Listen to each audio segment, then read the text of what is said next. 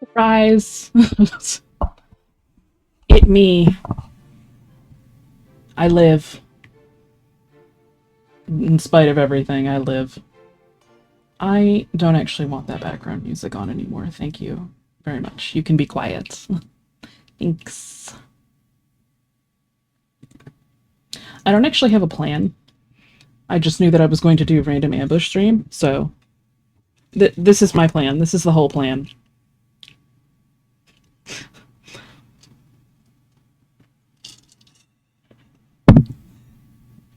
That said, since it was unannounced, I don't expect many people to be here. But that's what the VOD is for. So. So I've been gone for a while, for a hot minute there. For a variety of reasons, actually. Not just... I mean, I said it was mostly for health reasons, but I mean, mental health is health, right? But, you know, for those who aren't in the know, and it's a bit TMI because it involves bleeding a lot. More than one is supposed to bleed naturally. You know what I would like? I'd still like background music, I just don't want that background music. So we're gonna try something out here.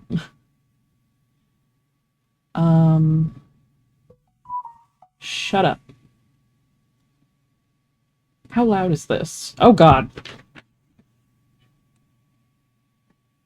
Kinda loud for me. You guys can't hear that.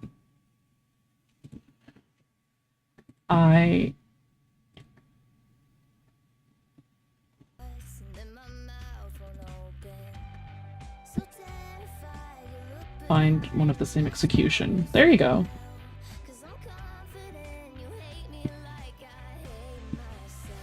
Okay. A little quieter. Let me know if that's too loud.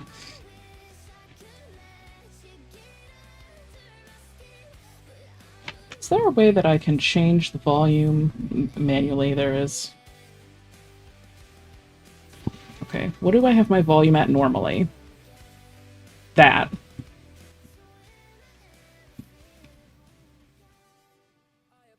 Okay, I'm gonna put it down there. Turn this part up. Now, if this works right, those of you in the VOD, listening to the VOD, should not hear anything, so. Because this is all copyrighted music, just for my general playlist.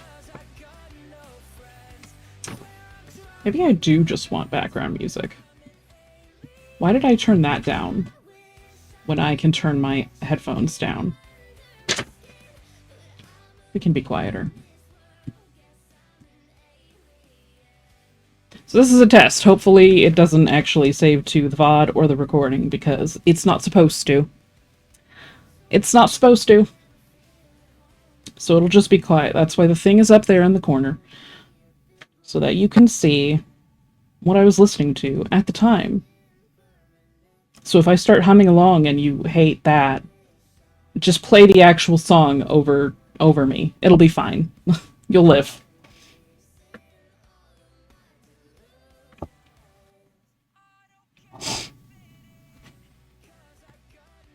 I actually do have a game up that I'm playing, so I could do that while I'm doing this, which might be better to listen to. But this is for testing purposes. A very appropriate song.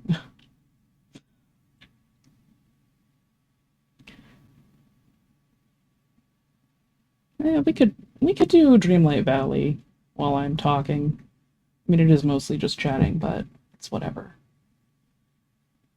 I'll change the stream info for that. Category, I mean.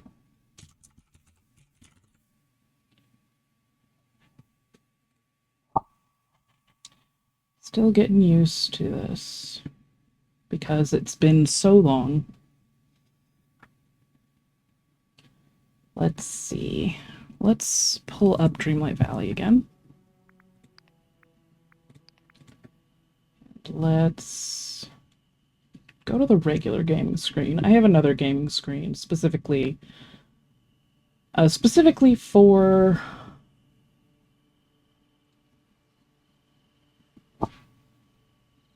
Sims. I don't need to be this tall, do I? Girl, you don't need to be that tall. I guess I can show it to you. We'll pop on over there.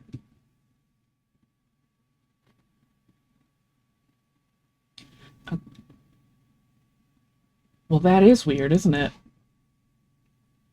What is that about? Well, we're not using this one today. Oh, hi, Lit! Hi! Okay, well, we're not using that one today. So it doesn't matter. It is really me. I have returned. I don't have a schedule. How have you been, Lit? That's the real question. I mean, I guess that's... We're gonna play Dreamlight Valley while I talk about where I've been. Yeah, long time no see. I wasn't really... This was not a pre-announced stream, really. I just let people know on Twitter. I was like, I'm gonna do a random ambush stream next week, so... So I don't really expect anyone to show up, because it's just kind of like... random. But it's nice to see you again. I've been... Oh god, hi, Mickey. I have been some kind of way. I guess I could do the long story short version. The very, very short one is that,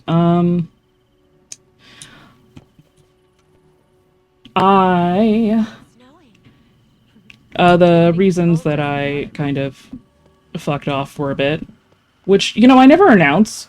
For some reason, I always think, no, this is fine. Nothing, I'm not going on hiatus. You know, unlike my friends who, like, are like, you know what, I'm actually going on hiatus and I'm gonna announce it. No. Apparently, I'm too chaotic and crazy for that. I need to eat something, because, girl... Oh, Jesus, my inventory is very full. But basically, I was having medical problems. I'm still having medical problems. I haven't scheduled the surgery for it yet. My baby box is trying to kill me. Not really, that's an exaggeration. One of my ovaries just got lonely, and so she grew a cyst. So that's been illegally squatting inside my body, causing lots of problems. Which is a weird thing, I guess, for other people when I talk about it, because I don't really have much shame about it, but then other people get weirded out by it, and I don't know what that line is for other people. I don't know where the line is. I'm sorry. I'm unaware. But if I get better, yeah, I should. We're gonna get it removed because, see, the thing about cysts in there is that, like, they're pretty normal, and I don't think it's, strictly speaking, called a cyst for real. It's like, it's technically something else. I'm shameless, so no worries here. Oh, good. We're all in the same boat then. But, like, it's a thing that's pretty normal, but they normally, you know, just go away on their own. They don't do stupid shit like grow to be 13 centimeters long. For reference, they start getting concerned when it's like if it's 2 to 4 centimeters big, it's like, that's gonna go away on its own. So that's a normal size for a cyst. So mine is significantly past that point. Yeah. Actually, funny story, when the doctor first came in to tell me about it, 6 months ago, when it was actually, like, smaller, it was 12 centimeters, so it hasn't grown that much in 6 months, at least. There's not a rock spot over here. I don't know why I'm going over there. She initially told me it was 12 inches, and I was like, bitch, what? And then she just kept talking as if that was just a totally normal thing to say. I was like, madam, madam, I need you to back up there. She's like, oh no, it's 12 centimeters, not inches. It's like, yeah, I would hope so. So I think that cut down on the shock of how big 12 centimeters actually is for me, because compared to 12 inches, man, that's nothing. But, I did look it up at some point, and someone actually, her surgeon, had taken a picture of her cyst when she'd taken it out. Because why not? Just casually taking pictures of shit like that. And her cyst was 10 centimeters. And it was the size of a grapefruit. So that put things into perspective. And then there was a whole back and forth with the doctor. I fucking hate that gynecologist. I'm just gonna say that. I don't... There's a whole saga on my Twitter. I also have, like, a Blue Sky now, but the saga is not on the Blue Sky. Because this was before I got the Blue Sky thing. I just started recently posting on there, too, so there's not much there. And I haven't linked it in my socials yet. My inventory's full. Somehow I forgot that I need to empty out my inventory. This is faster. There was a whole thing with that gynecologist where she was like, okay, so I'm going to recommend you, because she was like, you need surgery to take this out, because that's not going to get, it's not going to go away on its own at that size. It's just not happening. I'm just like, okay, yeah, fair. And then I don't think I need any more of these, do I? I might. Oh well, I can get more later, it's fine. So she was like, okay, we have your insurance info, we'll find a surgeon for you, because they're like, normally we could do it like an outpatient procedure, something, I guess, which seems crazy to me, but I guess they can do that. But due to certain circumstances,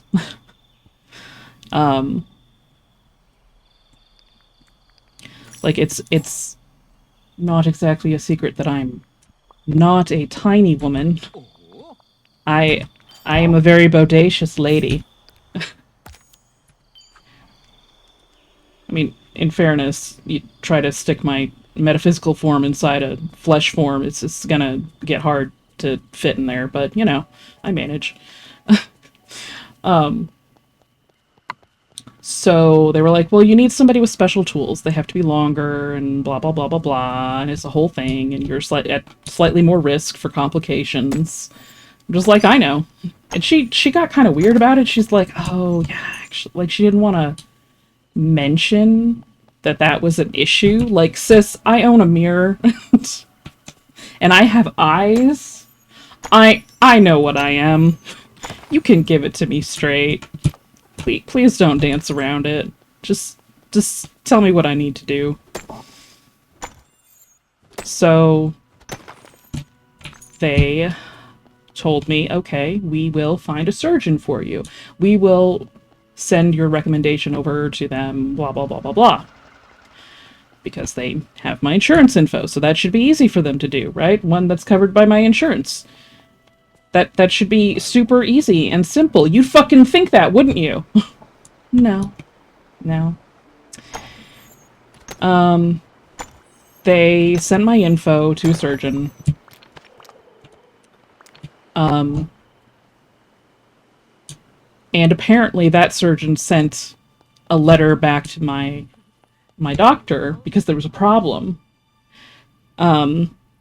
And at that point, it's like I was supposed to wait to hear from them, and I hadn't heard from them, so I called them, and they're like, "Oh yeah, we sent a letter to your doctor yesterday because there's a problem because we don't actually take your insurance." It's like, oh, why did they refer me to you then? Well, that is the eternal question, isn't it? And you think, oh, that's, the next time it'll be fine. It was not fine the next time. It was not. They did it again. Except that time I think it was more complicated because they were like, okay, we're going to refer you to these people. It's like, okay. And they gave me their number to call if I didn't hear from them. So I called the number because I didn't hear from them. You know what who picked up? An emergency room. That's not a surgeon. Hi, Barrett. And I was like, okay, that's not right. Ooh, I don't have this. I need it.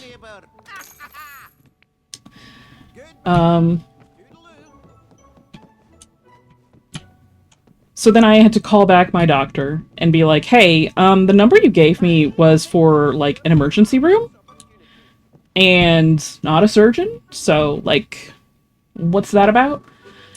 And they're like, oh, okay, well, let's just give you the right number. And I'm not sure, I'd have to check the whole Twitter saga for this. to see if it, like, they had to resend the referral because they checked and they're like, oh yeah, we sent it to the wrong place and here's the right number and we're sending it to the right place. And they did that. I didn't hear anything, so I called the number, and they're like, we don't have anything. It's like, what is going on? I may be mixing this up with what happened later. It was just a mess. The entire thing was a mess. Eventually, it got to the point where I was like, just give me a list of surgeons who can do this in my area. I will figure it out from there. I will figure out which one takes my insurance. And then I will tell you, and then you will send the stuff over. So I did find one. And I believe... oh, maybe that's when it happened. They've definitely sent... it's all blurring together because this happened last year. So... it's just a whole thing. They kept sending shit to the wrong fax number, so I don't know where the hell they send my, medical information. Not like that's a HIPAA violation or anything. Anyway. It's like, man, I thought I was a disaster, but you guys, you're winning the disaster competition. Honestly, the healthcare industry is a mess and scam sometimes. It really is. Yeah, I know they sent it they sent at least one referral to the wrong fax number at least once before. And then when I told them about the doctor that can take my insurance, they did that wrong too. They had to find the right... Like, I literally I got the fax number for them. That's where we were at. And keep in mind, the reason that they had that surgeon, like, on the list for me is because they work with that surgeon. Like, they send people over there on a semi-regular basis. Like, that's on their list of, like, these are the surgeons that we refer people to. So it's like, why don't you have their fax number? Like, I literally had to talk to the people at the surgeon and be like, can you give me your fax number? Because I'm going to call back my doctor, and I have a feeling. So I gave them the fax number, and they were like, yeah, that's not the fax number we sent it to. It's like, really?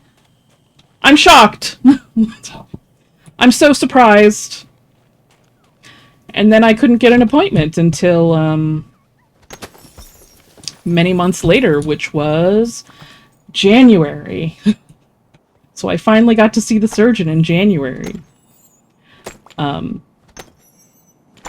Also a fun thing, when we went there, because this was a we situation at this point, I brought my mom along, because we weren't doing an exam or anything. She can wait in the waiting room if there's an exam involved. I don't need her there for that.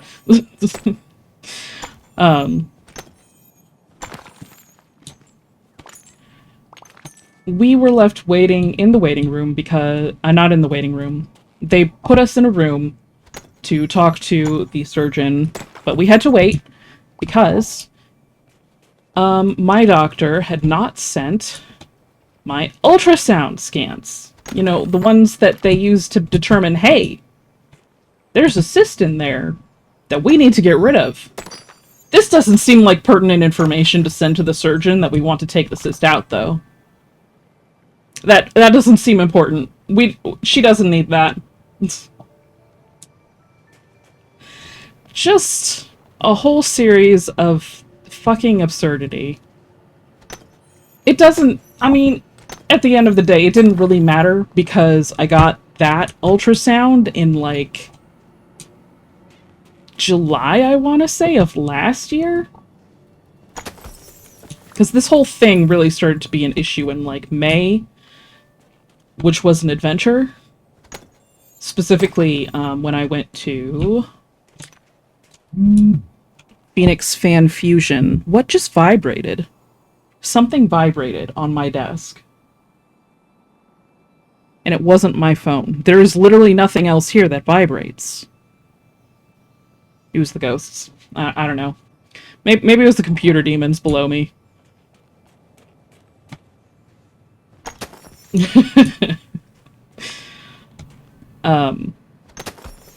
But yeah, in May of last year is when it became a problem, and I started getting really tired, because of course I was getting tired. I was becoming fucking anemic again.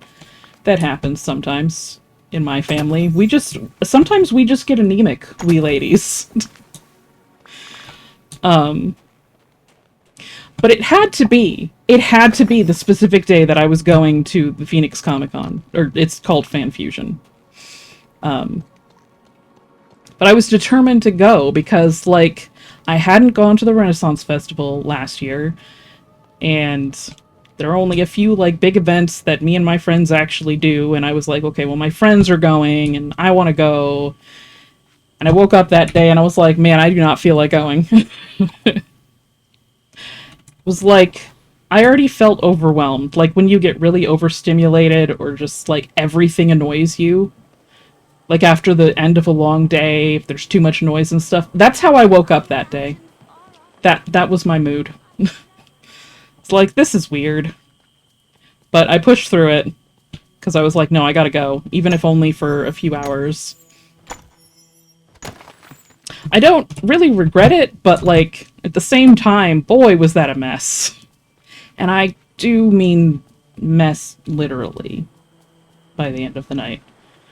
So I went there. I got, like, I remember getting McDonald's, on the way to the park and ride for the light rail, because I'm not going to go and park downtown because I don't hate myself that much. I only hate myself a certain degree and not enough to park downtown. No one should hate themselves that much. And once I was done eating, I felt like, something, something's happening. That's weird. But I was like, I have an extra pad in my bag. It'll be fine. It'll be fine. I said to myself, like a fool. So normally it would take, like, when I'm in pain from specifically cramps, it would take like maybe 1 or 2 ibuprofens. Like 1 to take the edge off, kind of. If it's bad, it'll take 2. It's never taken 3 before, but except when I was like in middle school, when it took, it didn't matter how many I took.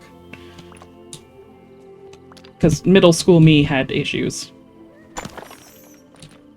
Which is why they put middle school me on birth control pills. Exclusively because I could not miss school as much as I was missing it when I was little. It was a whole thing. It's always been a whole thing, honestly. I should have seen this coming. We all should have seen this coming. The baby box has never behaved appropriately. She's always been kind of a bitch. But, you know. So that day, I took like 3... I didn't have any on me. I had to rely on my friend, Kendra, who probably got alerted to this stream. Maybe, but I don't know what she's doing tonight. I did not warn her ahead of time. She normally knows ahead of time when I'm streaming. She's been in chat. You guys have seen her. The signs were there. The signs were there. They were always there. And in addition to this, mind you, like, what happened to me that day has happened to my older sister, in a sense. Like, there was a time when she could not... Like, she wanted to come home. She was living down in, like, Tucson, and we live in, like, the Phoenix metro area. So it's, like, a 2-ish hour drive. She could not make that drive because she would bleed through a tampon and a pad and bleed all the way through that. She could not come home because she was anemic. So it's like, this is clearly a thing genetically for us. So there were a lot of signs. But yeah, that day it was real rough, like, just pain-wise. But also, like, I mostly go there for, like, the vendors hall. I've gone to panels before. That's mostly why I go to the Renaissance Festival, too, let's be honest. Like, I've seen the shows, you know, and that's fine. But mostly I'm just there to shop, honestly. But they're all, like, a bunch of small businesses. The places that I normally have to shop are, like, big places, you know, like fucking Target or whatever. I like shopping at small businesses. It's fun. They have cool stuff. But I remember telling Kendra, I was like, I would like to look at the stickers down there at the bottom of this thing, but I do not want to bend over. I feel like that would be a bad thing. I feel like that would be unfortunate and someone behind me would notice. Yeah, retail therapy. I was like, it's probably not that bad, because usually it feels worse than it is. And I'm like, yeah, I feel kind of damp, but, like, you know, I put on a pretty, like, I use pretty hefty pads, I think. So, yeah, TMI stream. Sorry. So once, and I was still in pain this whole time, incidentally, like suffering. But you know, a lot of people complimented me on my quote unquote costume because I was wearing. I had gotten finally a Sims Plumb Bob headband, and it lights up. So that was nice. That was great. Loved that. I should have a goal in mind for what I'm doing here, but I'm just mining resources. Too many resources, incidentally. Let's go back to my house.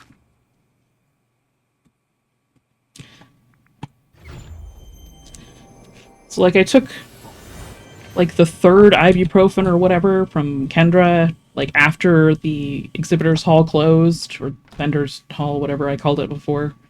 I think it's technically called the exhibitors hall. Which finally, I think, started to work after that. Sometime after that. It did not work right away. So... And then I went and I was like, okay, I feel weird. I'm gonna go put on, I'm gonna switch out. I'm gonna take the pad out of my purse and I'm gonna go put it on in the ladies' restroom. And there was a cleaning lady in there. And when I got in there, into the stall, I'm pretty sure she heard me just go, "Oh no." So she had no context for that. So, you know, good. I wonder what she thought I was referring to.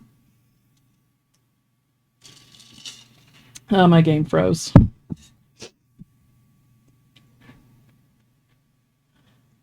I see that my OBS is not frozen. So that's something. Okay, there we go. This game has been crashing on me a lot more lately. I've turned it down for the stream, all the graphic settings, but you know.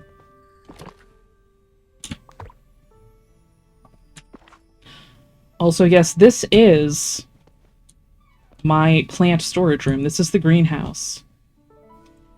I recently, oh gosh, went through and decorated a bunch of themed rooms for all of my storage. And by recently, I mean like in the past month or two.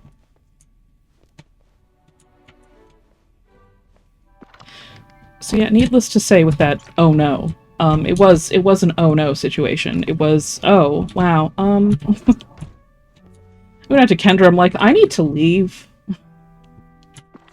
The new pad ain't gonna cut it. It's too late. It's a little too late. Like, there,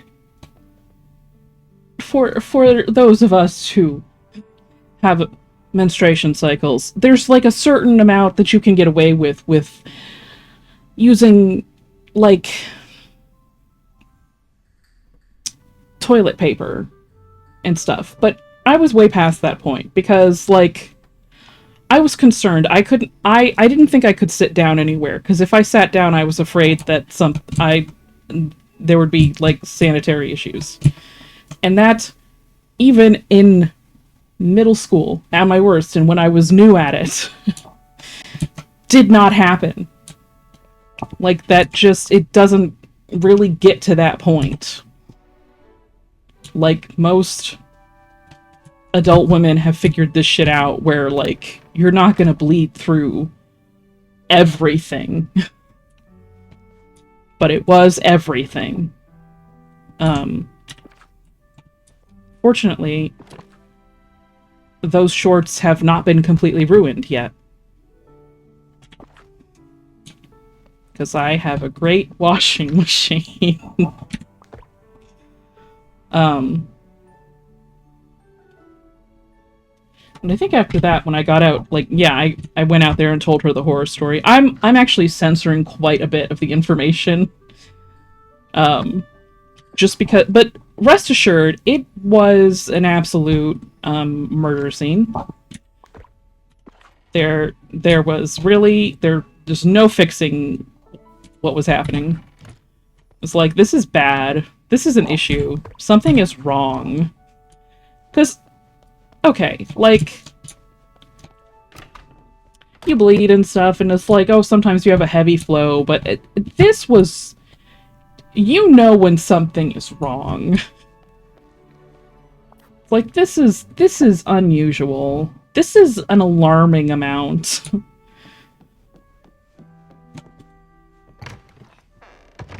I think I went outside at that point with my friends, and they were all sitting there and discussing. Gosh, as a man, I can't even begin to imagine. That's wild. Yeah, I mean, like, you're used to bleeding to a certain degree. It's just, it gets past that point. It's really weird. And, like, the thing is, when it gets heavy, like heavy and fast, normally you do not feel it happening, I feel like. Like, I feel like that's just... I normally never felt when it was happening. Yeah, I could feel when it was happening, because it's... I guess it's more like, if you want to get technical, like more like a steeping thing. I don't actually know. I haven't looked it up. But this was not. This was bad. This was an issue. I mean, I know some women, sometimes you can, like, if you sneeze or you laugh really hard. Like, for a lot of ladies, they can tell when, oh no. Because of how much your muscles contract and stuff, and if you're already on your period, and then that, you know. That is a common joke. Amongst women, they're like, I sneezed and oh no. It was a tragedy. I think I'm just gonna sell those. That's also a joke among, like, mothers, but not about periods. But people who have given birth, like, apparently that is a problem. Not for bleeding, though. They just kind of pee themselves. A little bit. Just a little bit! It's like, wow, that's great fun. That's fantastic. I think it's just because of the way that a woman's body is constructed, and it's not the best with all the way all the muscles and everything is arranged down there, and all the organs, whatnot. I don't know. I think... Oh, I need to put away the birds. Put those away. I did not put this or this away. You know what? I don't have anything to do. I'm just gonna go back upstairs. This is the downside of having a bunch of themed rooms for, storage. They're all over the place. But after a certain point, it's like, you know what? The aesthetic is worth it. I've been playing this game long enough. I'm good. I can take the time to go around and do all this. I didn't put this away either. I'm ridiculous. I think that day after that I had to... Well, I actually stopped my friends from going anywhere because I was like, okay, I soaked up what I could with toilet paper and stuff. Reminds me of my favorite quote. I'm not built different, I'm built poorly. Yes. I've never heard that one. I love it. Accurate. These I think I can sell. Those go downstairs. Because I was in so much pain at that point that I was like, I can't move anymore. So, like, I had soaked up what I could from the outside of my shorts with toilet paper so that ideally I would not bleed on anything. But this was like a concrete side of a planter outside. So I was like, and I had a bottle of water still. So I was like, you know what? Whatever happens, happens. I'll just dump water on it. It'll be fine if I bleed on it. At least it's not like a fabric chair or something. And it's outside and it's just concrete, so I can just dump water on it. I think I sat there for 15 or 20 minutes while my friends spoke over me. I shared no words with them, really, when I did this, because we were meeting up, Kendra and I were meeting up with our other friends there, and then I just kind of saw that and I made a beeline for it. I'm like, I cannot walk. What? I can't do it. Can't do it. think my mic is a little bit high. I was messing with that yesterday and earlier today, but it's fine. We will make adjustments as we go. I did not bleed on that as far as I'm aware. I mean, I kind of did, but again, I dumped water on it, so it's fine. It's fine. It's fine. Now, going home, that was a problem. Not on the light rail. The light rail was fine. I did not bleed on any of the chairs on the light rail. It was fine, or at least I don't think I did. If I did, then my friend covered for me. Because... But on the way home, driving in my car, I actually had... I kicked myself for not thinking of it before, like, at the time, but I had a pool towel in my car from, like, when we wanted to go to the wave pool or whatever at some point, but it was closed, so I just never ended up taking the towel out. But I didn't think of it before I got in my car and drove home. So when I did get home, and I got out of the car, and I looked back, I was like, oh, well,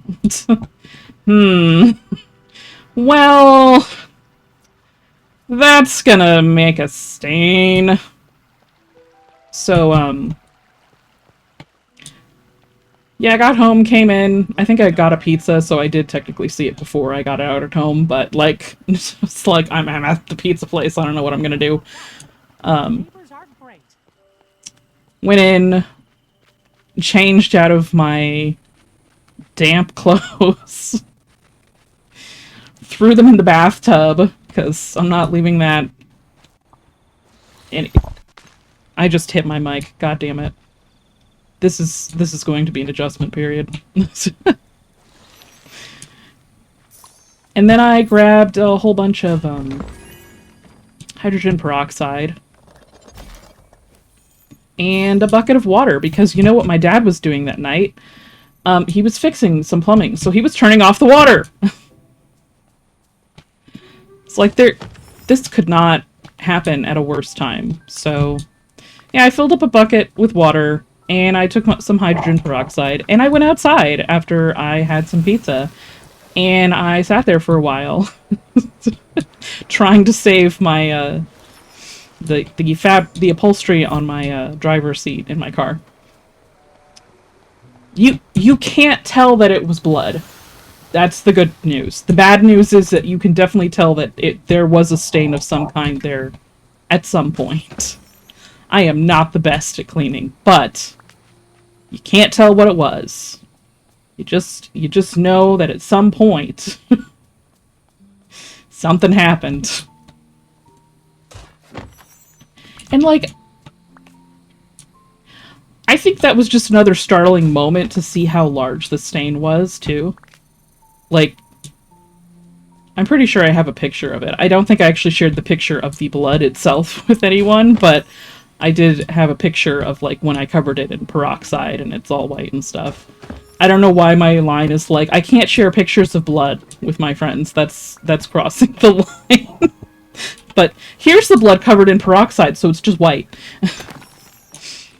I was like, yep, there's the stain. And they're like, that's kind of big.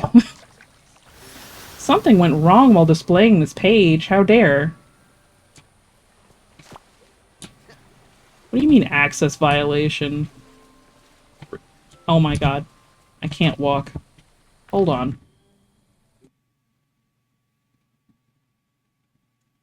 Rude. There we go. That's how I look at my chat. You can't just crash the tab. Chrome, please. I cannot read the chat if you do that.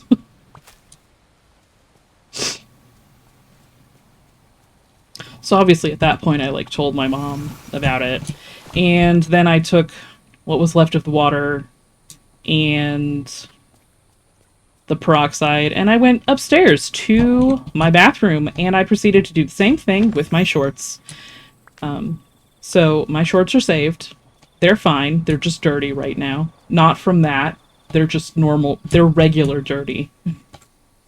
A normal kind of dirty, waiting to be washed.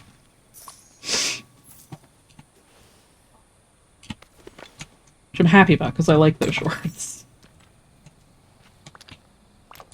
Which then ended with the bathtub looking like a bloodbath, like a literal bloodbath, so that was neat. It's like, oh, this is appropriate. I don't know why I thought that I could water this and remove it. Shh! That's not how that one works. And I know this, and yet part of me was like, what if I water it, though? What if I do that?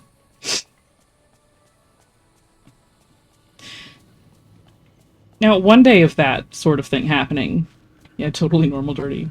Why did you say it like that? They're not covered in blood, okay? It's just normal. And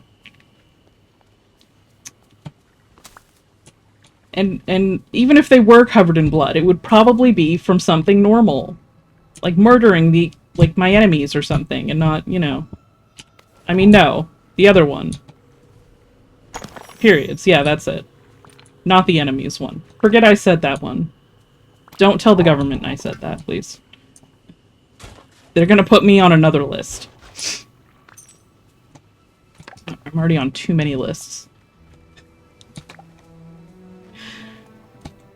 And, like, you made it sound so suspicious. What are you talking about? Nothing I say is ever suspicious. Don't... Not a single thing I've ever said has ever been suspicious. Not once. Oh my god, look at the... We got a little, like, blue chest convention over here? Like, what's happening? You two on a date? Damn. Let me just destroy both of you. Yee. So yeah, one day of, like, that kind of bleeding is alarming enough. I don't need this path. But it actually lasted quite a while. Not at that level. I mean, for the next week or so, I could not actually leave the house, really. So it's a good thing I didn't need to. I technically worked for the government, so too late. We now know. Oh, no. Oh. It's been you all along. That's why I'm on so many lists. It was always you.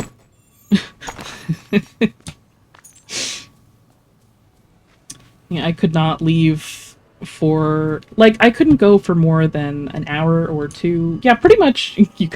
Yeah, I knew it. Yeah, pretty much just like my sister. I couldn't go for, like, more than a couple hours outside of the house. I tried. And I bled through again. And also bled on my front seat again. And after that point, Well, no, after that point I had learned to put the...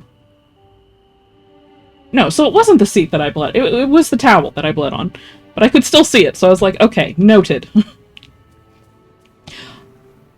think that second time was at Hobby Lobby, which I try not to shop at Hobby Lobby. But, you know, sometimes there's... just can't get what you need anywhere else. You know. Because Hobby Lobby is owned by crazy people who, for some reason,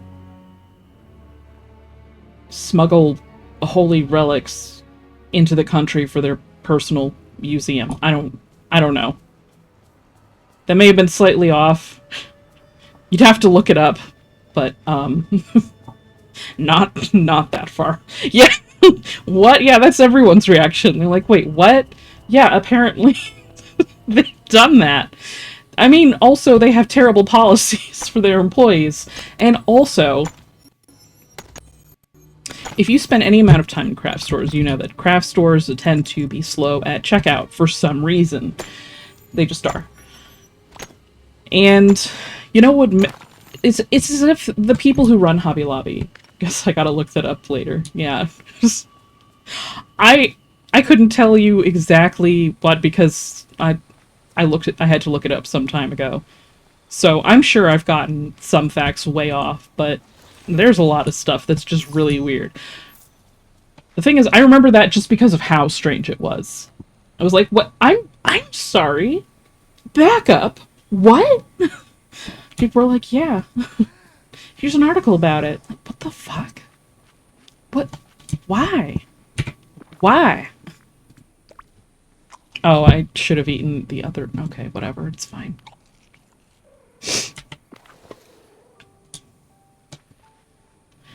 But I was in... The thing is, they, people who run Hobby Lobby are like, you know what? You know what we don't like? Scanners. Don't want our employees to use scanners. Nope, they have to type in the SKU number for every single item every time someone comes to the register. And that day, while I was bleeding through everything that I was wearing,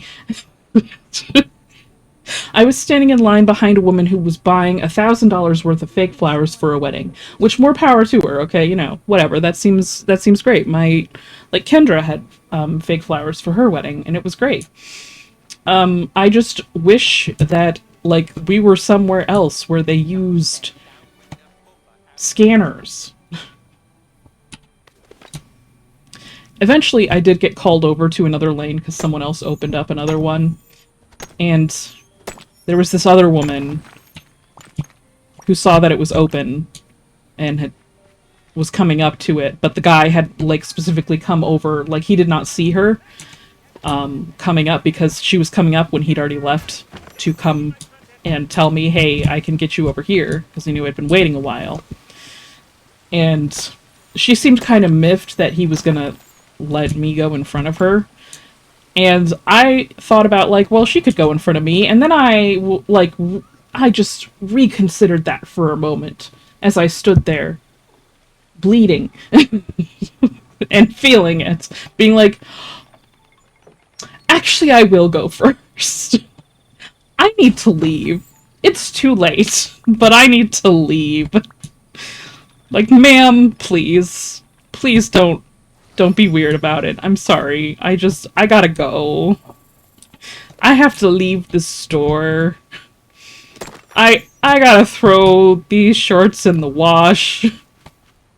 Again.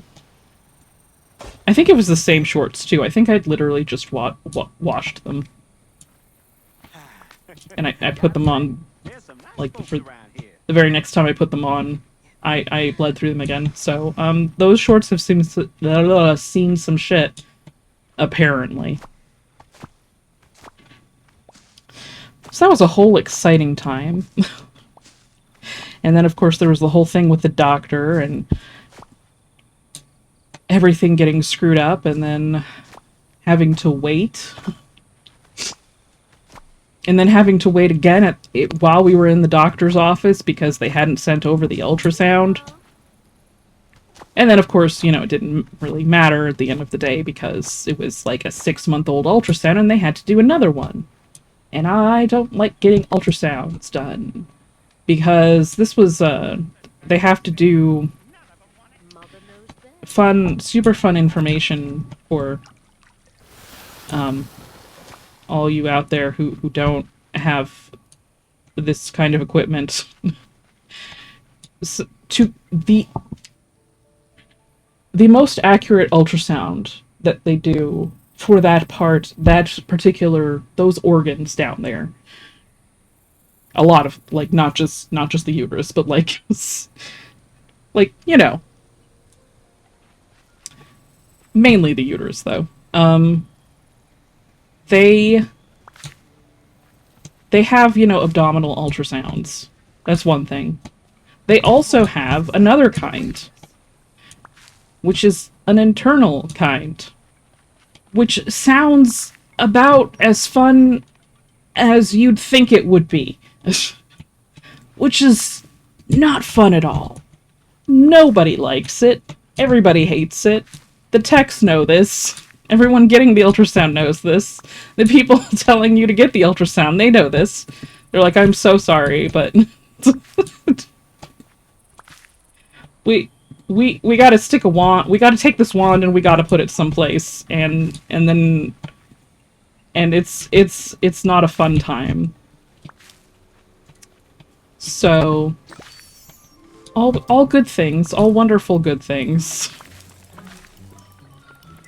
And I was actually telling, I don't know who I was telling about it, but like, if you happen to be someone who has a condition that causes there to be pain when, like, doing certain things, such as using tampons or getting an exam or doing anything, there are a number of conditions that do that. But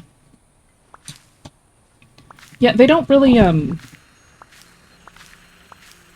yeah, whoever I was telling about this, she was like, well, what do they do for that? Like, if you have, because you have pain when, I was like, yeah. She's like, so what do they give you for that? And I was like, what do you mean, what do they give me? They give me a pat on the shoulder and say, good fucking luck.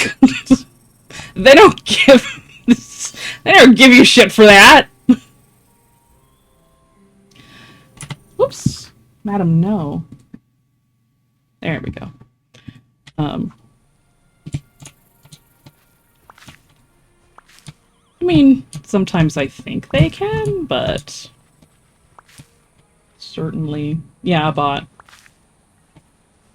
I was actually thinking about that. I'm like, I predict that there's going to be a bot, and I'm going to be like, bitch. Because I saw one the other day on Zix's stream, and that made me think of it. I don't think I chatted in Zix's stream. Oh, I should have. I was engrossed in what he was doing. He was playing, Slay the Princess, or Slay the Princess. Sounds rough. Yeah, it's not ideal. But it is common. Like, very common. It's, like, a lot of things they just kind of, like... And, like... Pretty much with a lot of women, they'll be like, yeah, okay, so good luck with that. It is an extremely common experience. Among many of us. But I didn't even think of it until that moment that I was asked, like, what did they give you for that? Like, what? Give me? Give me? You sure? What? I'll take this. I'll take one of these.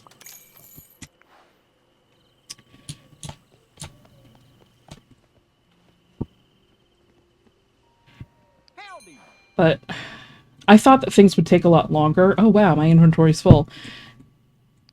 But whence Whence is a word, but it's the wrong word for this scenario. Once I got to see the surgeon, who's very soft-spoken, by the way. Like, she talks always very quietly and gently, like this. Oh, and the ultrasound tech. I loved her. Because she would warn me when something was going to hurt by saying, all right, we're going to do a little pressure to the left, very unkind. All right, a little pressure to the back now, very unkind. It's like, yeah, that does feel unkind. So now in my head, I think of, like, anything that hurts, like, that was unkind. It was very unkind. An unkind sensation. She also had relaxing music on in the background, which, great, except, like, there was a certain, like, instrumental part of it that sounded a lot like when Michael goes on a killing spree or something. Or no, was it Michael or was it Jason? I think it was Michael. Yeah, Michael. There's a certain musical Sting kind of part where he's, like, stalking people. And yeah, that's what that sounded like. I did not tell her that. It was meant to be relaxing music, but I couldn't stop thinking about that.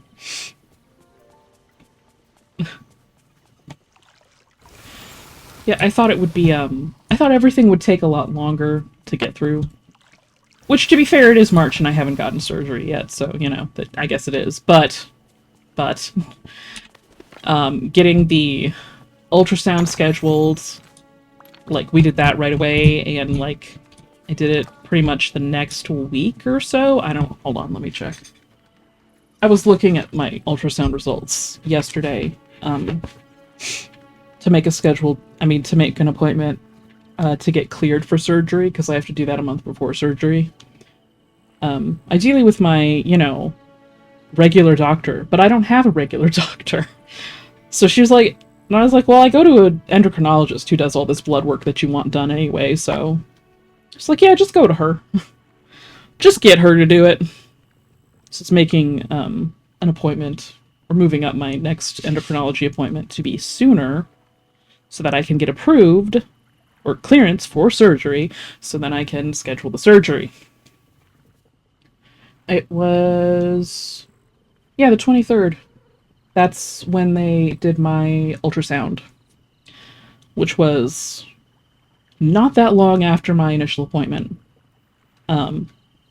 Side note, one thing I'm concerned about, because I actually read through this myself, because obviously she went over it with me when I was there. I'm holding it, that's why I'm not moving. So I didn't actually read it myself until, like, yesterday. And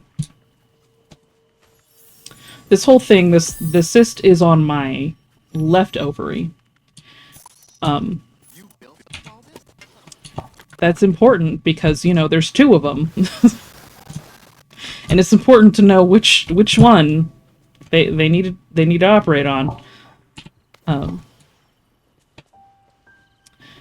Yet in here, the person who reviewed it, or the tech, she lists it as the right ovary, and it's like, well, we know that's not true. We know that's not true. Because, like,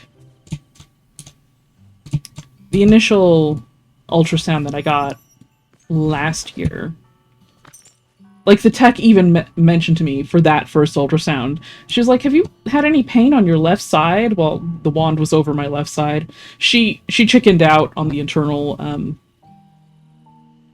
ultrasound part, because I warned her beforehand. I'm like, you're not doing anything wrong. This will hurt me, but you're not doing anything wrong. It's okay. Yeah, she lasted like 6 seconds. She was like, no, we're doing a regular one. It's like, okay. It's like, girl, I've done this before. It's okay. I mean, I don't feel okay about it. If we can avoid it, that's great, but sometimes an accurate result is better. In fact, most of the time an accurate result is better, so...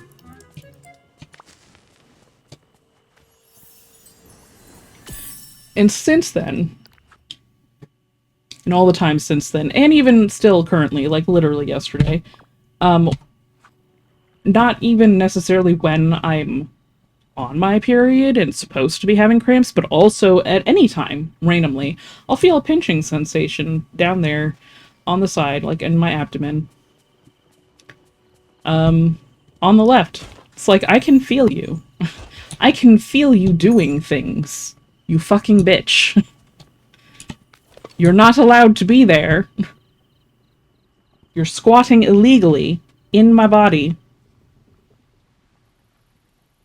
You're getting evicted. My game froze. She does this sometimes. She freezes. Like I said, I've been having problems with Dreamlight Valley crashing. And, oh, it's because the rain started.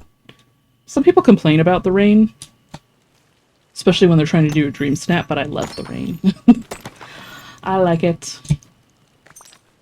I mean, actually I have a little spot sometimes where if I'll just turn down the music and stuff and all the other sounds and turn up the environmental sound and either sit here in the rain.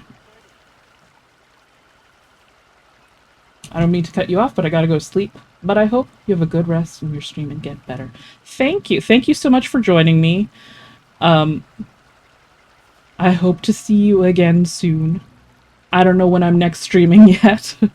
Hopefully next week.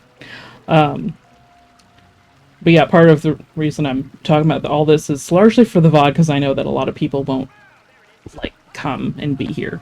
But at least it will be recorded for later. So thank you for stopping by. And have a good sleep. Good night, bye-bye. Bye, Lit. I just like the sound of the rain. There's a bit too much music, actually. Hold on.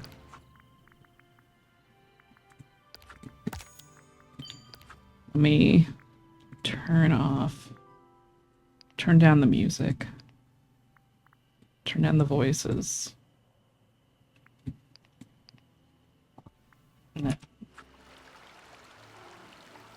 Ah, there we go.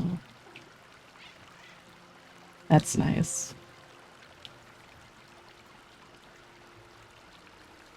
Everything looks a little bit less saturated because I turned down the graphic settings, but it'll do.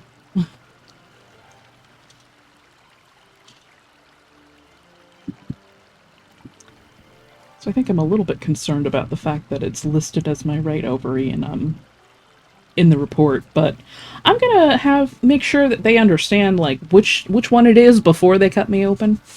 So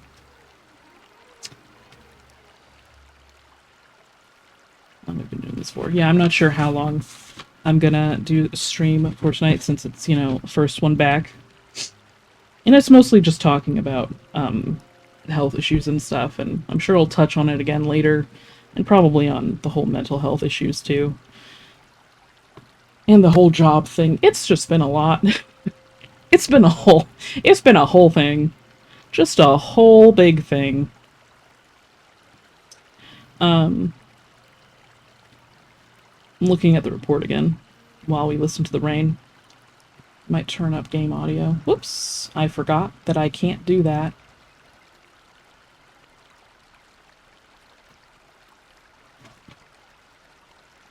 While I'm here. I have to do that. Oh no, it's normal. Okay, cool.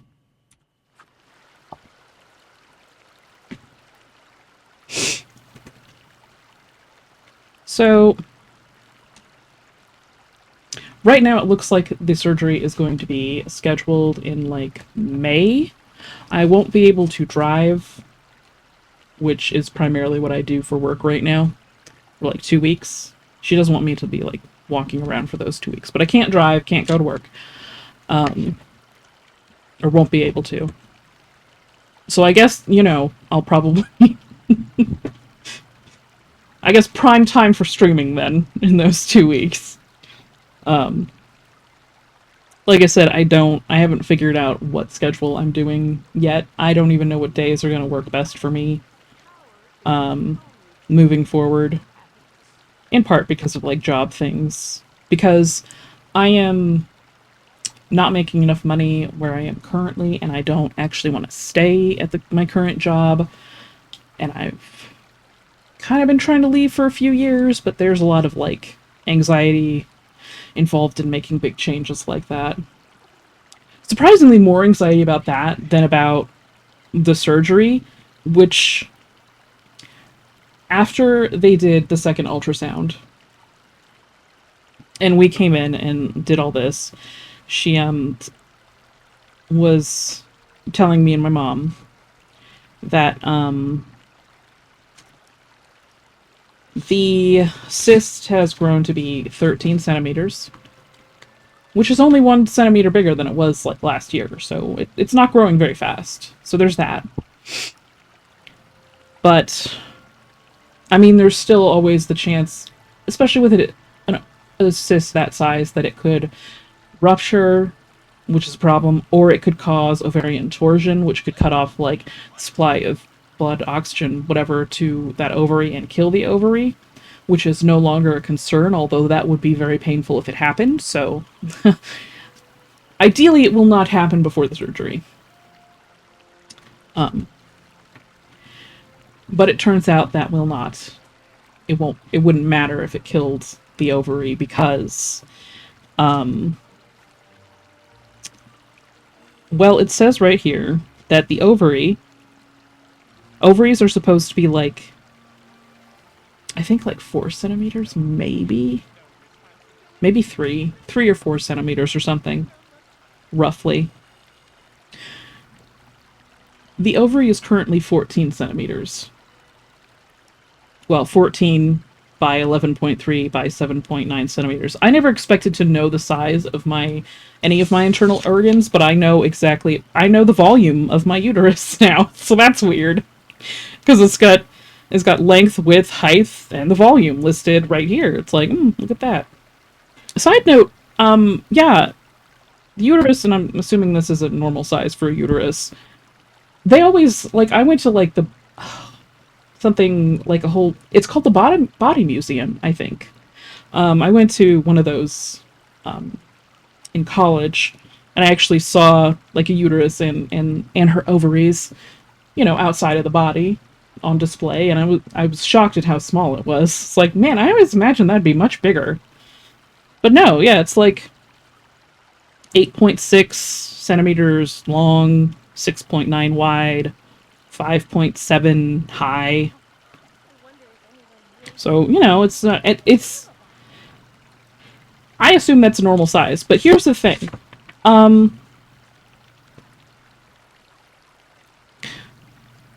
The ovary is now larger than my uterus. So that's not supposed to happen. And it's that big because the cyst is like, that's where the cyst formed, like in that ovary. And at this point, the cyst has gotten so big, it has stretched out that ovary to the point that it's basically destroyed that ovary. So this actually will not be a surgery just to take out the cyst. They're actually going to be taking out the cyst, my ovary, and the fallopian tube that goes with it. So that's that whole side of everything. That side of the factory is getting closed down.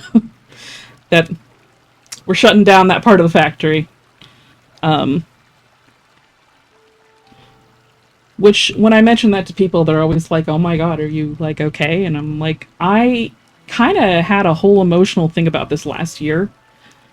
So I haven't had much of a reaction to being like, I'm gonna lose this ovary. Because I kind of had all that last year. But, like, normally, like, it's not common that a cyst would destroy an ovary. But at least, it's not disintegrating. Which you'd think that's a weird thing to bring up, but but no, because my counselor, she actually, throughout this whole thing, she's told me, when I told her that they're gonna take out that ovary, she was like, I wanted to keep, oh hi Beast, goodness, he's just there. She was like, yeah, she had a procedure sometime way long ago. She's like a grandmother now. She's, but she wanted to, there was something going on in, like, something they were having done that she had to do, some surgery, and she was like, I'd like to keep the ovary there. Probably a similar thing to this. I don't remember the exact details. I am real bad with exact details, which is why I brought my mom along to all these appointments, because whenever I get home, she's like, well, did you ask this or this? It's like, what about this? I'm like, I didn't think to ask that. So that's one of the reasons that she's been coming with me. The other one is to make sure that I'm not late. That's not a thing that she proposed. That's just a thing that I was like, please take me to my appointment, because I don't want to be late, and I know that I'm never going to be able to be on time to things without putting certain, I don't know if you would call those interventions, or would you call them accommodations? Without putting certain things in place, just things. Things, whatever the right word for it is. Things in place, or systems in place to help me out with that. Because I've had I've suffered from chronic lateness, which, yes, suffered is the right word.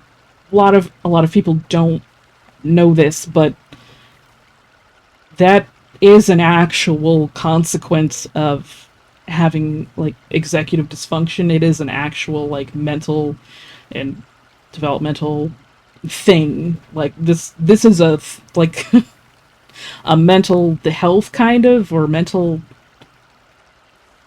health developmental.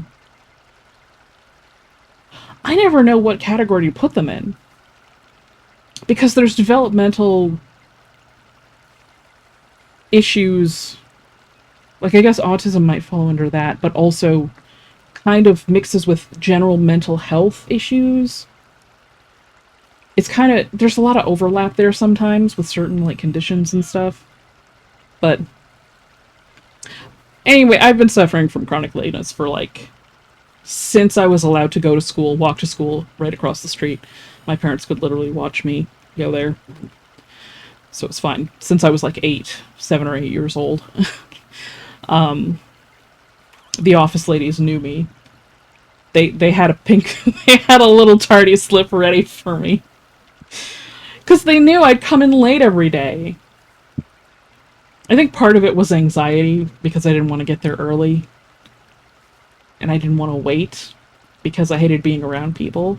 Probably because I had selective mutism, but we did not know that yet. That's a whole other thing. I am a mess of a person, needless to say. Yeah, I've been working on things. I'm always working on things to fix like the lateness part, because I don't like making people think that like I don't respect their time, because it has nothing to do with respecting their time and everything to do with just it's like juggling. It's like other people have a basket for all of their thoughts and things, but I do not. I just have to carry them just in my arms, or juggle them, so I can hold them all at the same time. And inevitably some things are going to fall, and I just forget things constantly. And then I see the ball on the floor, and I'm like, oh my god, I remember now. But it's like that with everything. It's like doing a lot of things manually that it seems like other people can do automatically. Which, like, when I was younger, I assumed, like, well, I'm just a fuck-up, so... And, like, I joke that I'm a disaster person, but I realize in reality it is because of a number of issues that I have. Hi, Beast. Beast is a good example, honestly. A lot of people in, like, the Dreamlight Valley subreddit don't like Beast because he has, like, self-esteem issues and anger issues. But honestly, he just kind of reminds me of, like, one of my clients.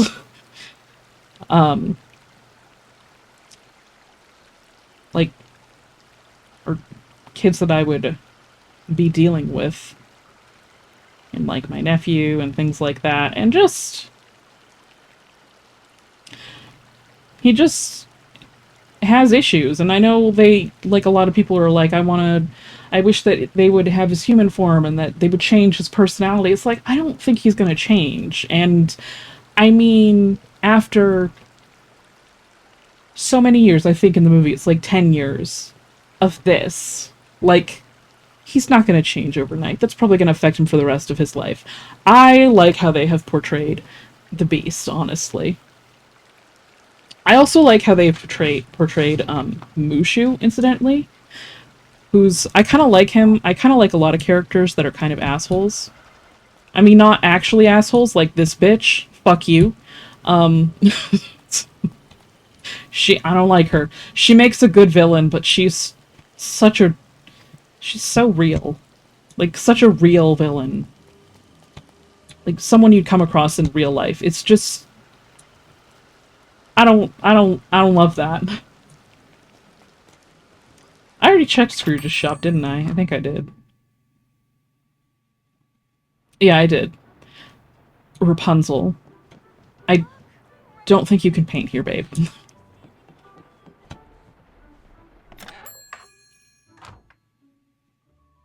I'm gonna check the other shops.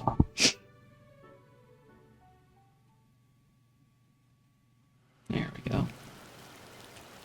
I'll well, not often, but sometimes, if I don't actually have much to do in the game, I'll just sit there when it rains. And then when it stops, like the other day, I just kind of left it there while I got dressed and ready to go. And, as soon as it stopped raining, I'm like, okay, fuck you, turn off the game. Like, I don't need you on anymore. I have to go soon anyway, but, you know.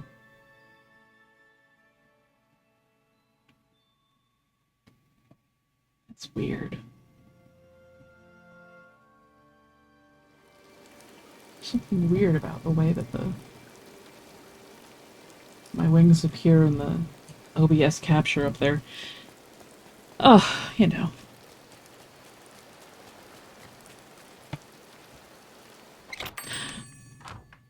Yeah, Mushu, I thought a lot about streaming while I unlock different characters and stuff, but I realized that a lot of the time I just wanted to just... Sometimes you just want to veg out, kind of, and just be on your own. And, like, I'm already kind of starting to... I gotta wiggle more. Because there's a certain degree of this that is definitely puppeteering, and if I hold still too much, then it's like, you know... I've been trying to, like, edit the, work with the, settings with this model and stuff, so if I appear sad, like, because of the eyebrows, that's probably why. My eyebrows, I think, just naturally sit kind of low, so I was messing with the settings, and I want to be able to do expressions that are like, if I furrow my brows a lot, I want to look like I'm, like, I want to look like I'm upset spaghetti when I'm upset spaghetti. But, because my eyebrows, I think, are just naturally set a bit lower, they just sit down there.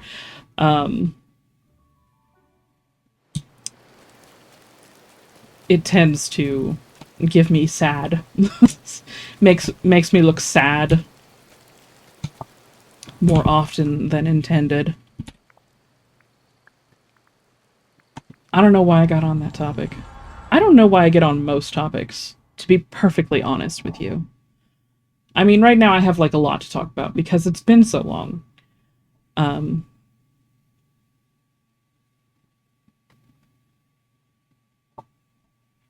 She's loading. I was talking about Mushu, though. Yeah, one of the things that I sort of touched on with my counselor for a moment, for a hot second, is, which characters I tend to latch onto. Or rather, which characters I tend to share Stardust with. It's like, ah yes, me and you, we're made of the same stuff. Like Cesar from Generator Rex, which... Also, another side note, I have been noticing more and more, especially having brought my mom with me to my doctor's appointments, just how fucking weird I am. Like, I like to think that I'm pretty good at masking well enough. Recent time, I don't know. Something about the last year or so, has made me realize, like, I don't pass as well as I thought I did. I'm not as good at acting normal, quote unquote normal, as I thought I was. Like, I usually think, like, I know what this person is referring to when they say this, use this idiom or something, so, like, I'm not that autistic, probably. Not that I've gotten assessed for it yet. It has been recommended that I get assessed for autism, but I haven't yet. Which is not surprising to me or probably to anyone else. Because again, all the balls, juggling them all at once.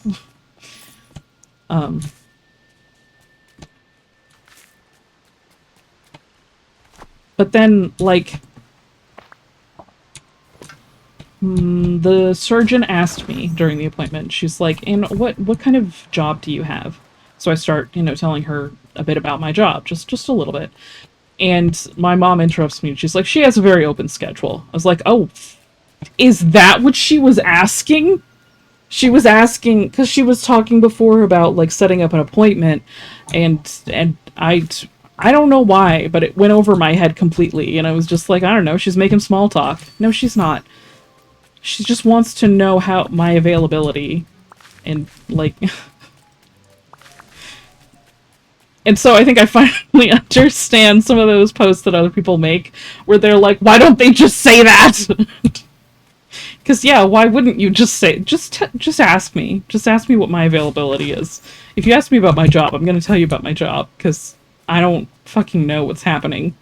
I try very hard to appear normal. And I think I realize more and more every year just how hard I've always tried to do that. And, like, the level of masking that goes into that. And especially in the last year, when, my emotions have been all over the place because of the whole health situation, which has really thrown me off, I think. Did I just completely ignore Scrooge's store and just start fucking around out here? I think I did. The whole point of coming here was to check his store. Because it's different in each area. Like, there are differences. And I always gotta check. Just to see if there's anything new. This isn't new to me because it doesn't have the red dot, but I still want another one of it. So I'm gonna do it anyway.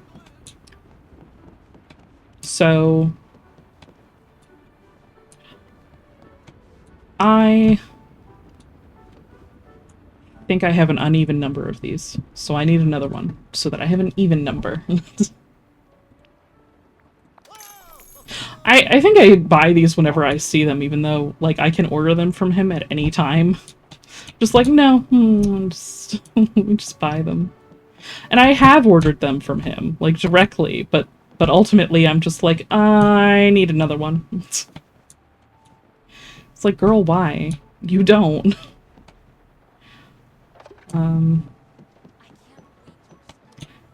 Sometimes I wish that she would not put that away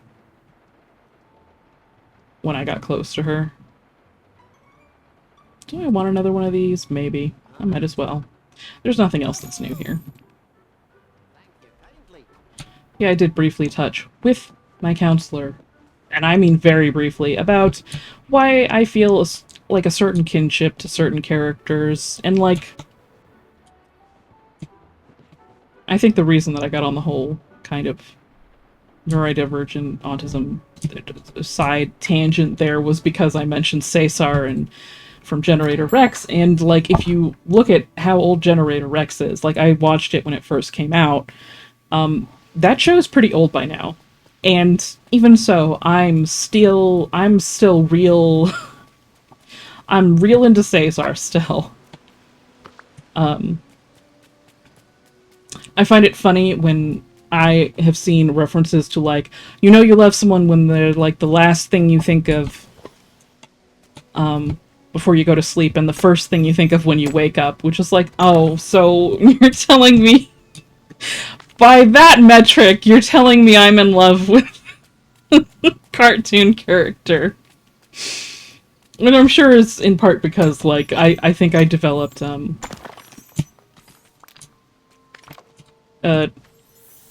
level of maladaptive daydreaming when I was little to, you know, cope with being small and different. Small and different. Or whatever. My whole issues when I was little is a whole other thing. Which, you know, I'd like to, like, maybe make a video about that one day and, like, talk about that. Because sometimes I'll see mentions of selective mutism out in the wild and I'm like, haha! Yes! I feel special. Because I never knew anything about it, really. Until, I think, it must have been my aunt that brought it up to my parents. I mean, because my parents eventually noticed something was off about me, and then in, like, 7th grade or something, or the summer before, or after 7th grade, one of those, around that time period, we looked at selective mutism and what that was, and we're like, yeah, that's probably it. That sounds right.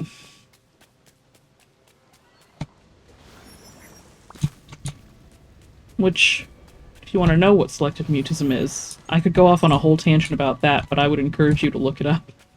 I haven't looked it up in years, so I don't know how the research has changed, if it has changed. I think in the past they said it was mostly boys, but keep in mind I did grow up in, like, the 90s and the early 2000s and stuff, so during that time period, they're just... a lot of things were labeled as, this mostly appears in boys, because they didn't realize how it would present in girls. Which to a certain degree, like, people have theorized that it has to do with social conditioning, and, like, how girls are, like, naturally conditioned. And I realize that people, like, sometimes will get defensive over that, as if, like, you're saying, like, oh, we're doing this on purpose. It's like, no, if it's, like, a societal thing, it's like, that's stuff that's, like, formed, like, that's pretty subconscious to a certain degree. Like, a lot of it is really subconscious. And you don't realize what all the things that are influencing, like, how little girls and little boys are different growing up. And it's not like there's some evil mustachioed villain somewhere out there, you know, twirling his evil mustache. As opposed to his, you know, neutral good mustache. And plotting, like, oh, this is how we'll teach little boys and little girls to be. So I always think it's kind of silly when people are like, well, I'm not doing that. It's like, well, no, babe. Like, because we all kind of are, to a certain degree. Like, we live in a society. It's kind of how it works. It's like, we're not doing it on purpose, necessarily. It's just kind of what we're used to, and, like, it can be very, very small things. And so people theorize that girls are taught early on how to mask. Hold on. I have to go scroll up in my audio, because if I can't see my thing telling me that I'm being recorded, I get paranoid that I'm not recording. And that's a terrible time. I did that recently with one of my D&D sessions. I forgot to hit record at the beginning. The beginning of the session. Oh, God. We got the last part of the session, like, the last hour or so. But it still kills me every time I think about it. Like, God. No. God damn it. I knew it would happen one day, but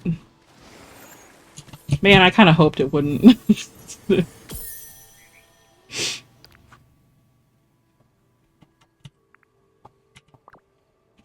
But since girls tend to, the theory is that girls tend to learn to mask earlier, things will, conditions like autism or ADHD, things like that, just anything. Those are, you know, the two most prominent ones in my head.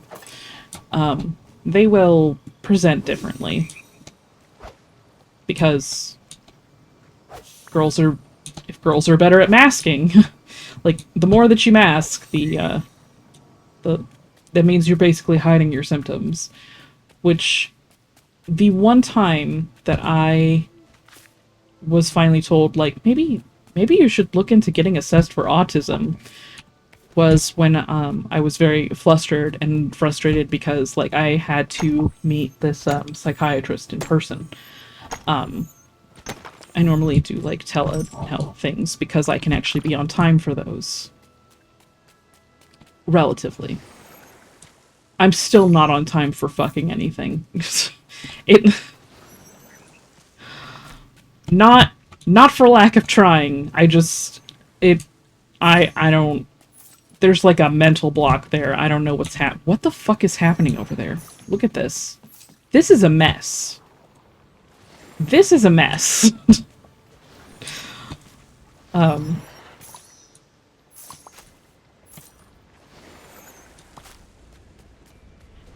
So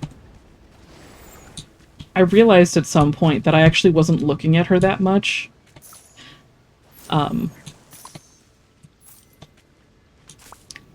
I don't know if that's what triggered it for her.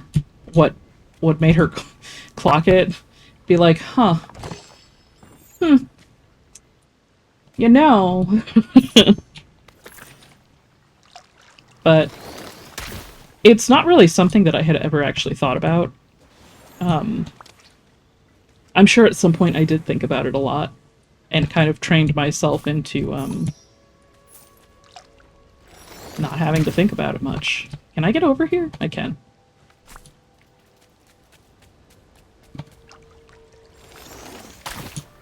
But just like looking at people. Like in, hello? Hi, hello? Am I just never going to be able to pick this up? Is this going to live here forever? Rude.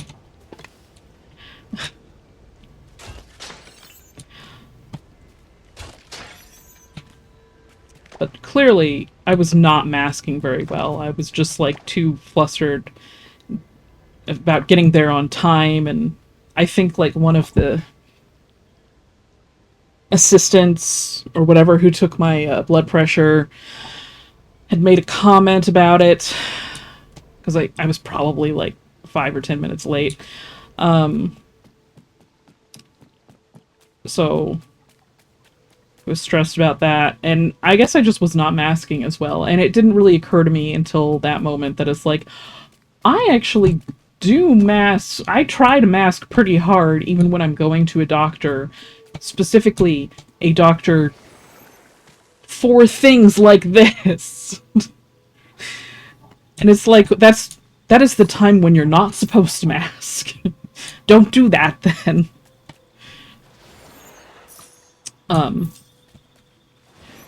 But at this point it's become so second nature that there's just a lot of things that, like, I don't even think about anymore. And everyone masks to some degree, of course. I mean, there is an acceptable level of masking that people do. Just to be polite and, you know... People who are assholes are clearly not masking. They're masking nothing. Oh.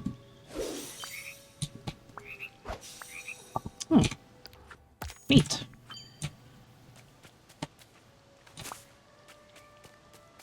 But I think with, like, a whole long history of, like I said, when I was, like, now I understand, like, why I am the way that I am, even as much as I may lament many aspects of it. It's like, why am I like this? Why? I can answer that question now. And I know why, roughly. I mean, I have theories. Because I'm not actually diagnosed yet. Just heavily suspected. That's for crafting, so I'm going to keep that. This is for food. It should be fine. I can always buy these. I don't think I actually need more of this. I'm going to sell it. I don't think I need more of it. These I don't think I need more of. I generally keep like 2 stacks. When I get below 2 stacks, I'm like, oh man. I'm running out, I'm running low, and I still have like... still have like 70 of them. Like, I'm running out, I need restock. No. Are there any dragons out? Because that's why I kept the pure ice. Let me check the collection tab.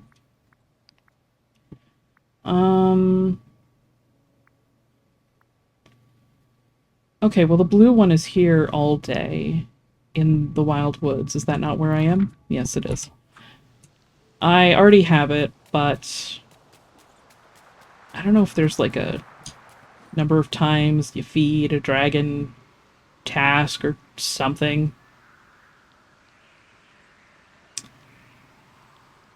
Could I pause and look it up? Yes. Am I going to? Probably not. Yeah, growing up like that, like, thinking that... Okay, so another tangent. Part of the reason it bothers me when, say, my clients have parents who don't want to tell them their diagnosis, that bothers me because, you know, if you're a kid and you're different, you know you're different. I mean, we all feel different to a certain extent, and it's true, because, you know, we're all different, just like everybody else. But the extent to which you realize it's like, I'm not normal. Like, kids pick up on that, and if they don't know that there's, like, that that's normal for them, that's like, yes, this makes sense. It makes sense that you are like this. There is a reason for that. That is how your brain works. I think it really fucks kids up, because then they're just like, well, I'm supposed to be normal, but I'm not, so clearly I'm just a fuck up. Which is not great. Never been a fan of that. But, like... There goes the game again. If you grow up like that... My theory is that, for me at least, I tend to gravitate towards characters who are not seen as ideal. And, like, when we were little, we used to call these characters my obsessions. It was just me, like, attaching to a certain character, which I realize now is, like, either potentially an ADHD thing or potentially an autism thing. It doesn't really matter which one, for my purposes. But I would become very attached to that character. I would think about them a lot, daydream about them a lot, about their interactions with other characters. I also had a whole internal world when I was little that was basically Dreamlight Valley. That was basically it. It wasn't a valley, though. It was just like, there was a cartoon version of me who hung out with all my favorite cartoon characters, and they got there through portals. There was a portal to Looney Tunes Land or whatever in my closet. That was a whole thing. just a whole inner world and like characters interacting with one another, and because I liked all those characters to an extent, but there came a time when there were some that I would gravitate to more than others. Like, he was never one of my quote-unquote obsessions, but Timon I gravitated to more. I'm trying to think of more when I was younger. Because I know Timon was definitely kind of one. I mean, it helped that he was, you know, what do you call him? I've forgotten the words. Comic relief. Who's a comic relief character. That helps a lot. So I know there was kind of him, but not really, because I didn't get that attached to him. I mean, I was to some degree, though, kind of attached to him. I did gravitate towards him, but I don't think in the same notable way that I... Why? Hello? Hello? Why are we here? I don't know why they spawn in here sometimes, and then I can't grab them. It's weird. I could clean up this with one of the ancient vacuums, I realize, but I'm just running around for funsies right now.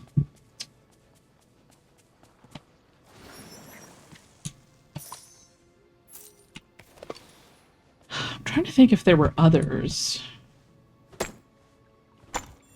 Because, like, I mean, Timon wasn't really a big one. But I know there were others. I think before... Oh, Indiana Jones. He was not a cartoon character, but when I was real little, I made up a world where there was basically an Indiana Jones character who was the dad, and he was basically the dad of this girl who could sprout fairy wings and transform. She was a magical girl, and she was in a group of other magical girls, and they lived on a shack on the San Francisco Bridge, the Golden Gate Bridge. I think I was like 6. Why the shack on the Golden Gate Bridge? I don't know. Couldn't tell ya. But that's where they lived. Just hanging off the side of the bridge. I don't know. And him, I definitely saw Indiana Jones as kind of a father figure. I was like, he's in my little imaginary world. It's like he's my second dad, because you know he couldn't be my first dad because my dad is my first dad, and I didn't want to replace my dad. It's like no, that's still dad. This is just second dad. Second imaginary dad. I guess that was a very early version of it. And then in 4th grade, The Hunchback of Notre Dame came out, which I have recently learned is not very popular, apparently. Which I was not aware of. I guess there's mention of, like, how dark it is, and it's like, well, yeah. I do wish it had more people who appreciated it, but it does contain a slur. Obviously, we did not recognize it, you know, collectively as a slur back then, even though, you know, it was still a slur. It's just, people didn't really recognize it as such. Which also is a shame, because it's a really pretty word, if I'm being honest. Kind of like, okay, hear me out. Swastika is a pretty sounding word. It just sounds pretty to me. I wish I could name a cat Swastika, but I can't, because the fucking Nazis ruined it. Yeah, that's you know, that's the thing I'm angriest about for the Nazis, totally. It's the cat thing. Not everything else. No. Yeah, there are some words like that that it's like, man, it really sucks that they have such terrible derogatory meanings and terrible things attached to them. Because, you know, outside of the meaning, they're just pretty words. They're just pretty to me. But yeah, that movie obviously could not come out now unless they changed things around and called them, referred to them not as a slur. Referred to the Romani people as, like, Romani, and not a fucking slur. So it's kind of, I guess, similar to Pocahontas a little bit in that way, in that it's like, except, I guess they both kind of aged poorly, but Pocahontas, I believe, was, like, I remember my oldest sister, number one, she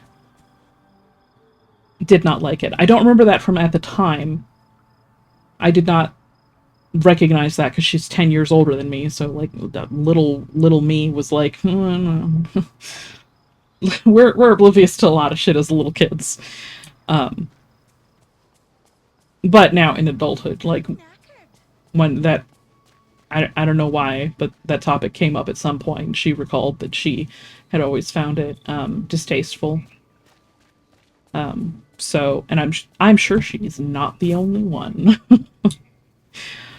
So, like, that was definitely, I feel like that was definitely a thing at the time. I mean, as many people liked it, it was still, you know.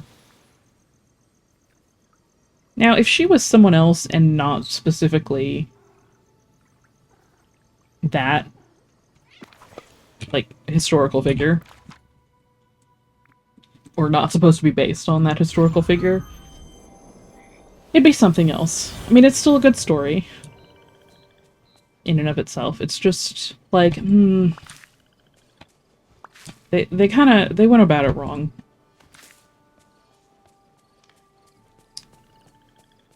And I think I'm biased because I fucking loved The Hunchback of Notre Dame, but I think they did pretty well with that. I have not read the source material yet, the actual original. I think it would be a slog to get through, probably. I have read... I've had to read classical literature for, like, in college. We were supposed to read classical literature. Emphasis on supposed to. I still relied a lot on, like, Spark Notes and things like that back then. I don't think they're as good now for a lot of things, but maybe they are, who knows. Oh, this is where I put the spare, gems that I keep for some reason. I should just sell these. I don't know why I'm keeping them. I think it's mostly for crafting purposes, but there's another, chest upstairs in the actual vault room. That's what it's called, the vault. It should be called something else, because it doesn't look like a vault, does it? The gem room. There's another one for that. It's for extra gems, and I think it's full. I really need to, like, look at the things that I like to craft and actually evaluate, like, what do I need? What do I actually need here? Like, how many... What gems do I really need?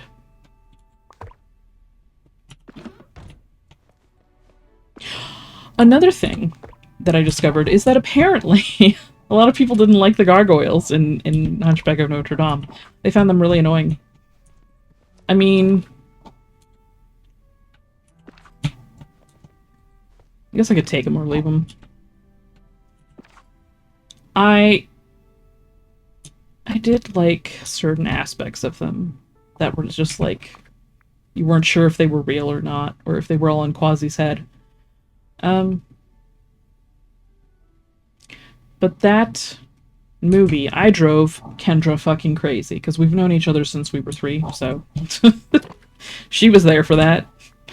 She was there for that time in my life. She, you know... She's been there for all the times, pretty much. Like, quite nearly the exact definition of lifelong friends. But I mean... Like, if someone asked us how we met, and they have. They've asked us how we met. It's like, I don't know. I don't...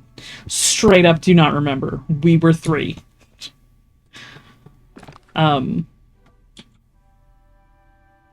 I think we were told at some point, like, how we met. I think it was, like, our moms... Yeah, our moms met at church. Which at the time was in my elementary school building. Because it didn't have a building of its own. So just on Sundays, you know. On Sundays, the school was church. Eventually, we did get a building, and it's actually across the street from the school, because there was an empty lot across the street. It's like, hey, don't have to move anyone that far. We pretty much the same location. Very handy. I will actually sell these.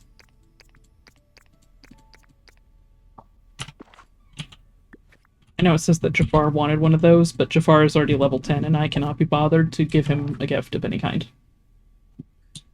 No one cares, Jafar.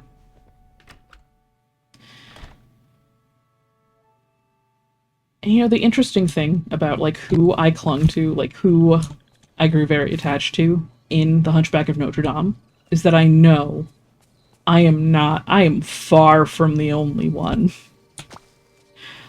Like, I think it would actually be probably a meme. Or something that, like... I remember taking, like, a quiz years later, like, online, made by people who, something about... Like, I don't know what the result of the quiz was supposed to be. But it was something about, like, fan fiction about Hunchback of Notre Dame. And a lot of it focused around Clopin. Clopin, if you do not know or remember, was the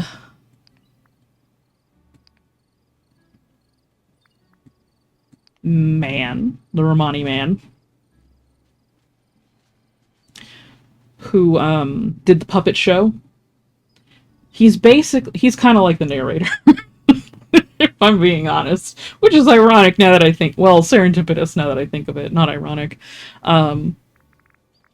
I mean, I guess it would be ironic if it's unexpected, but serendipitous is probably the better word for it.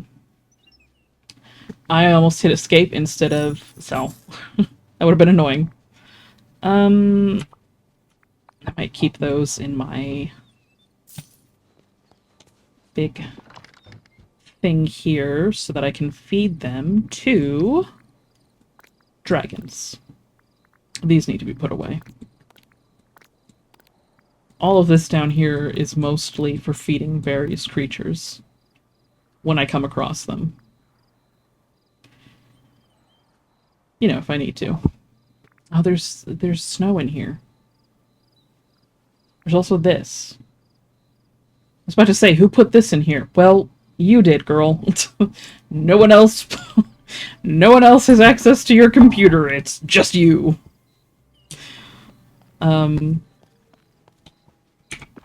Actually, while I'm here, since I was just in the greenhouse, and I saw the state of my flowers, I need to go over here.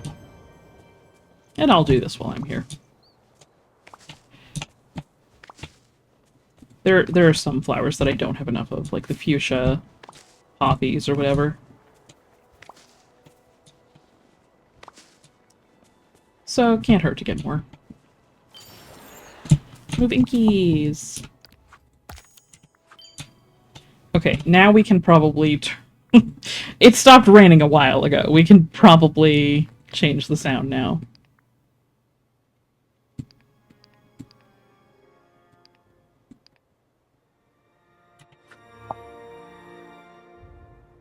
that too much? Eh. It's fine, probably. Oh.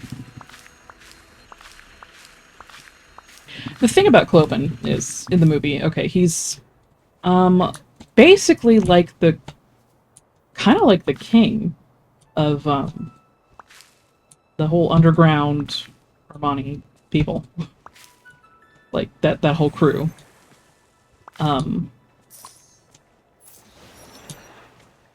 And he does almost, you know, murder Phoebus and Quasimodo. So, you know, there's that.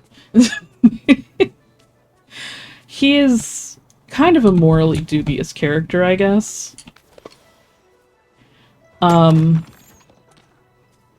He wears that mask with the really long nose. I mean, his nose actually is long, to be fair. Like, in the... You can... I think you see him at least once without a mask. I don't think that, like, the movie makes a big point of it, though. Like, it's just something that, like, if you see it, you're like, hey, isn't that Clopen? Clopen? Whatever. Yeah, he's the one that does the whole lesson for everything. But yeah, a lot of people wrote fanfiction about him and their little self-insert, which I did not find out until I was older and actually, like, online and stuff. I did not realize. I was like, these are my people. But, you know, they made little self-inserts to, you know, get with Clopen romantically. It's like, what? Why are we like this? I say we, but I didn't make a self-insert to, get with him. That's not really a thing that I ever did.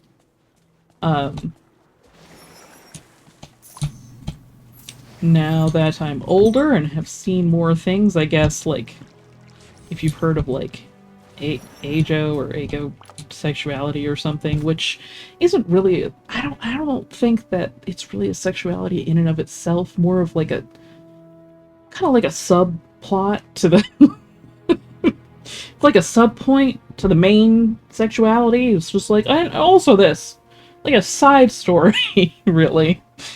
That might be debatable though, so, you know, don't quote me on that. You'd have to look it up and see. I have not looked it up in a while, but thinking about it, it's like, you know, it's probably like that, because there was a great quote that I saw for it on, like, Tumblr or something. I wasn't even on Tumblr, I was on Reddit, but I love how we just take screenshots and, like, share them on different... It's like, I saw this thing from Tumblr. Oh, you were on Tumblr? No. Not at all, even. Not really. It's like I was on Reddit or Twitter or something. It was like, you know when there's, like, a character and you're just, like, attracted to them, but, like, you don't want to be involved in that? It's like... And I think someone had reblogged it and said, guards, impregnate that man! Like someone else. Someone in the story. It's like, you interact with this character that I love. I don't want to be involved. I think some people have kind of compared it to voyeurism, except, like, voyeurism except you're not in the room. You're not even in the universe. You don't exist. It's like, yes, I like this character. That would have been in, like, real early puberty for me, probably. Because it was 4th grade. I guess I hit kind of early, but you know, it is what it is. But yeah, my mom and I had like different stories about, like, when I started my period, because that is a question, obviously, that they're going to ask you. Like, if you have that equipment, that's generally always going to be kind of relevant. Like, they need to check that and be like, okay, how long have you been going through this?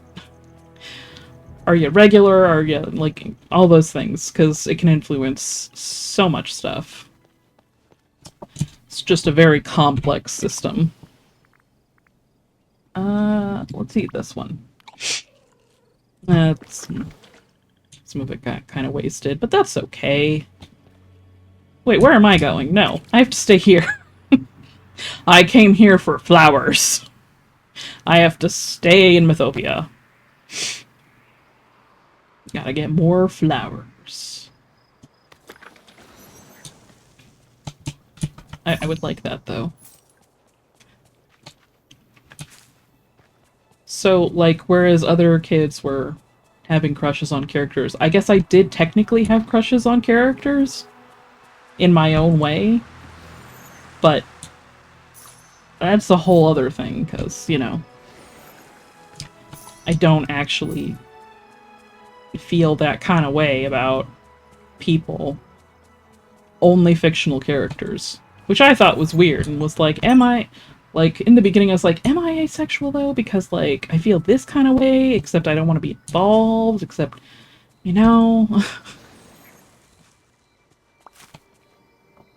And then I learned about all sorts of other things. It's like, oh. Okay. Okay, I see this. I guess I fit.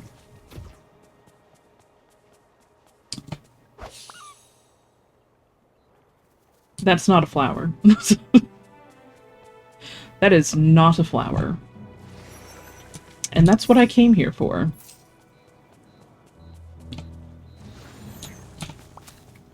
And yet... Oh, there's a bunch of stuff up there I need to fix. I don't know why everything spawns up in those areas. The, ancient vacuums that you can get from Eternity Isle, they do not reach up there. So, like, the ancient vacuums can pick up all sorts of other stuff, like those inkies, like the... This is what I'm talking about. Look at that. Look at how much has spawned up here. Like... You got a whole biome, but you all spawn up here. Because this isn't even really a matter of, like... stuff not getting picked up by the vacuums. Like, look, it's just not, because I haven't been picking up stuff with vacuums over here recently. And, like, even when I do, like, I'll come over here and check this separately because I know that the vacuum cannot reach anything over here. So, like, it's not as if things have just gathered here over time that I've ignored. It's just, like, this is how it is when like, I've ignored this whole biome. Pretty much. The last week or so. Probably more. And this is the state of it. Like, okay, I can't get this one for some reason. Hold on. It showed up for a second. There we go. Oh, that's a memory. Yeah, I think Cloven was the first, really, with that level of intensity of interest. Maybe. I'm not sure. There have been many. But I think that people, like characters like Clopen, who's kind of has kind of a... He's not necessarily evil, of course, but, like, he did try to murder the main character. I mean, Quasimodo was, you know, he was trespassing, but, like, you know... No, we do see him without the mask, because when he's there in the Court of Miracles, I don't think he has his mask on. Yeah. I haven't watched the movie in a long time.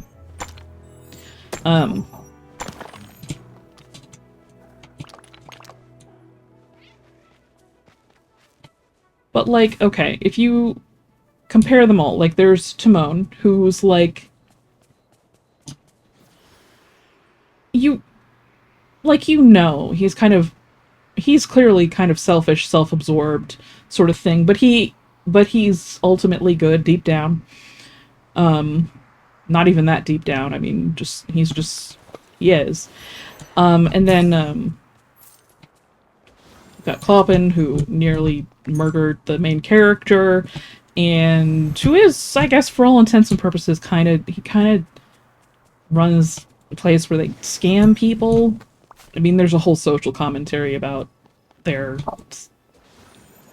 That's just a whole thing about, you know, the circumstances that people are forced into due to, like, prejudice and stuff.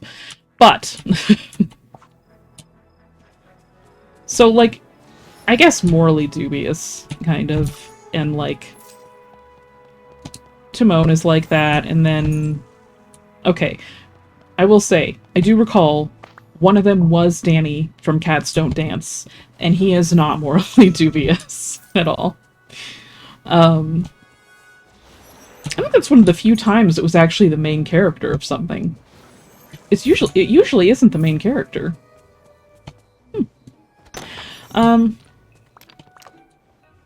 God, I should watch Cats Don't Dance again.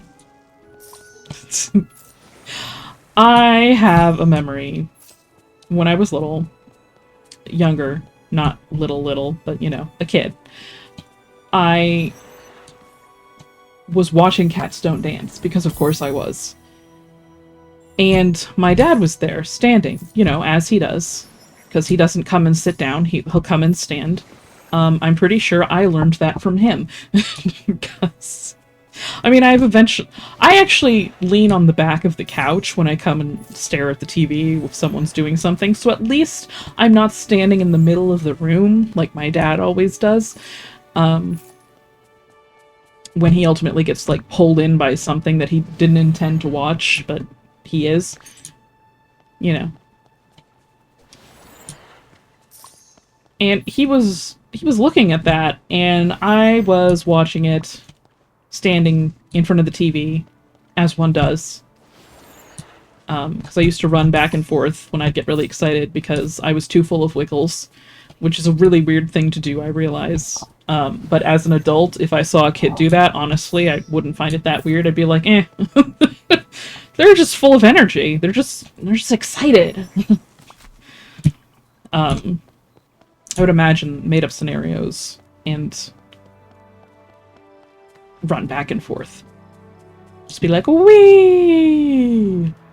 Cut my toe open doing that once because it went into the stair and it hit a nail. So that was unfortunate, but you know. I think I also injured myself by running into the fireplace. You know, normal children things. I also used to rock a lot. I say used to, but like it used to be weirder, I think. I realize now it's like it's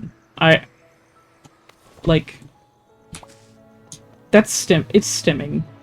That's just what it was. Little me was stimming. Like, she would sit and listen to music on her bed next to it and rock back and forth on next to it. Because she got so excited. Just so much energy. Just all the energy inside, all the wiggles. And yeah, like I said, I'd say used to, but sometimes I just start rocking back and forth still. It's not something that ever went away, but do I still have the stuff in here? I do, so I can feed this Pegasus. Oh, you blend right in there, buddy. There we go. Not mud. I don't want to feed you mud.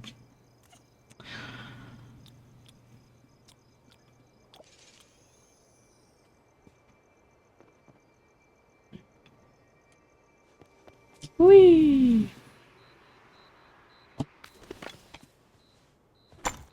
I have straight up lost. I've completely lost what I was saying. I got onto the topic of rocking and I don't remember where... Oh, it was the Cats Don't Dance thing. I'm all over the place. I mean, I feel like pretty normal for me to be all over the place, to be fair. So, am I not in the right place? Have I done this biome already? I clearly haven't. There are inkies everywhere. I also don't like that they're called inkies. Just saying. Not a fan. I don't like it. It sounds weird. It sounds gross. I don't know why. But I'd watched the movie Cats Don't Dance so many times at that point. I sat there, and I was watching it, and I just went, and go. And he immediately started singing, right on cue. And my dad was like, well, damn. What? It's like, you're like the director. You're doing it live.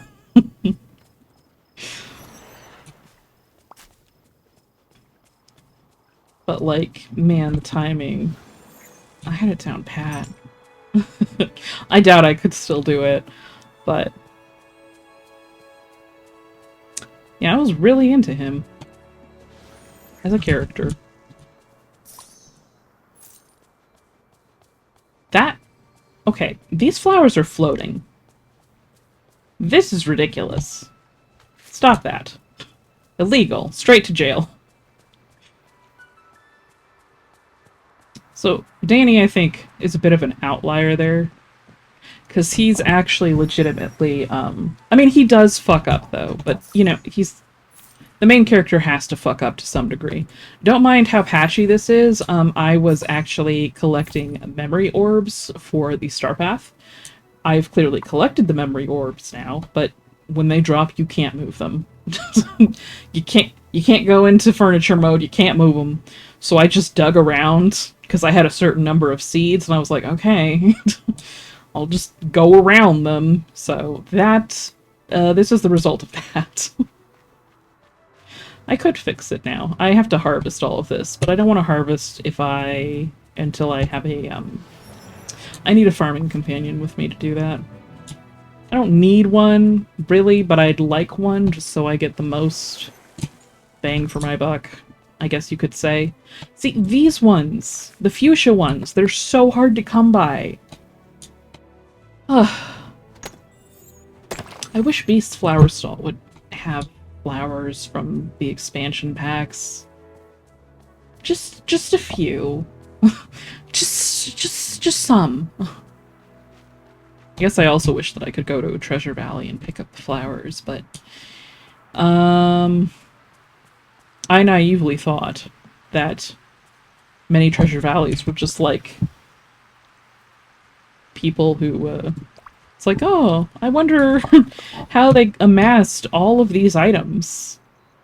For some reason, it just did not occur to me before that, yeah, they're just exploiting a glitch to duplicate the items so that they can open it up and that people can go in and get whatever items they need. Mind you, these aren't premium items, they're just normal items, like flowers and shit. You can find, like, treasure valleys on Twitch. I currently would not recommend going to one, because Gameloft has been banning people recently. Even people who haven't gone to treasure valleys. Which is weird.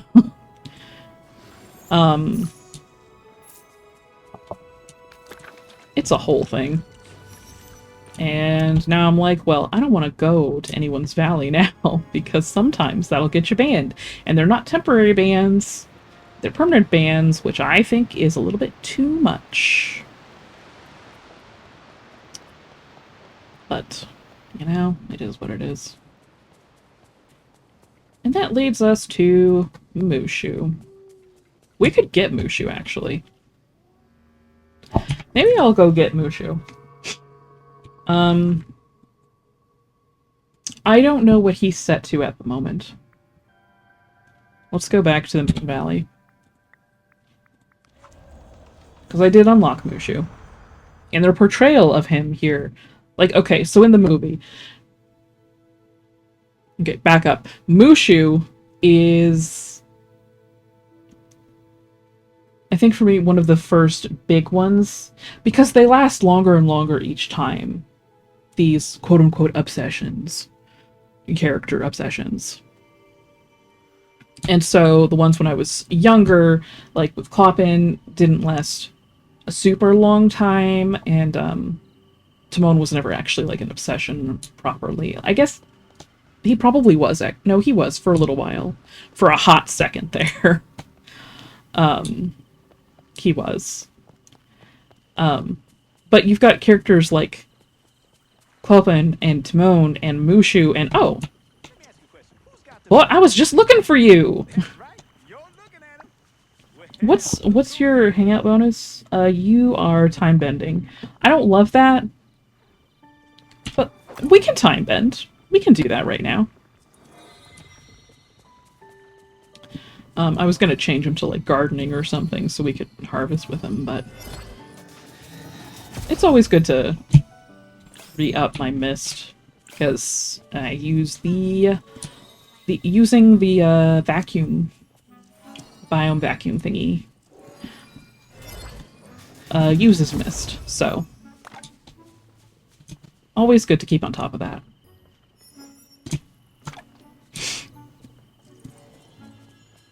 But like you can see there's kind of a trend there, I feel like.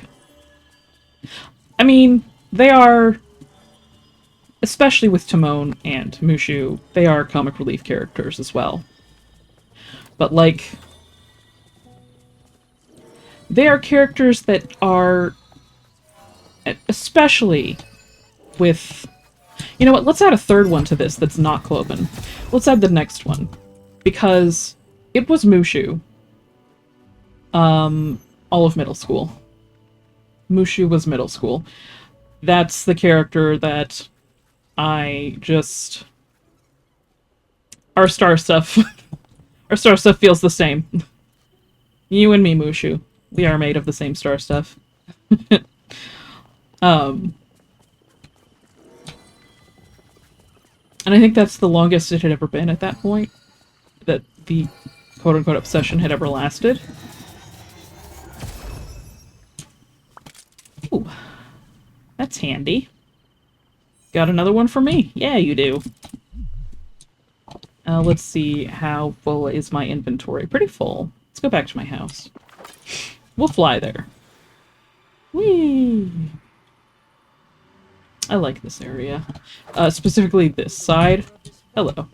This side of things. Because this was actually planned and finished. This little road area here is based on someone else's design. I just took it and made it my own. Because I didn't have all the same buildings as them, and I don't think they had a car out here. They did things differently. This entire little courtyard, that was just me fucking around. This was based on someone else's design. Like, specifically this area leading over to here. This is because I couldn't figure out what to put here. This I just thought was cute. Like, I actually come and sit here sometimes when it's raining. Just because it's a nice little corner, nice little hidden place. Oh, speaking of hidden places, I know I said I was going to my house, but whatever.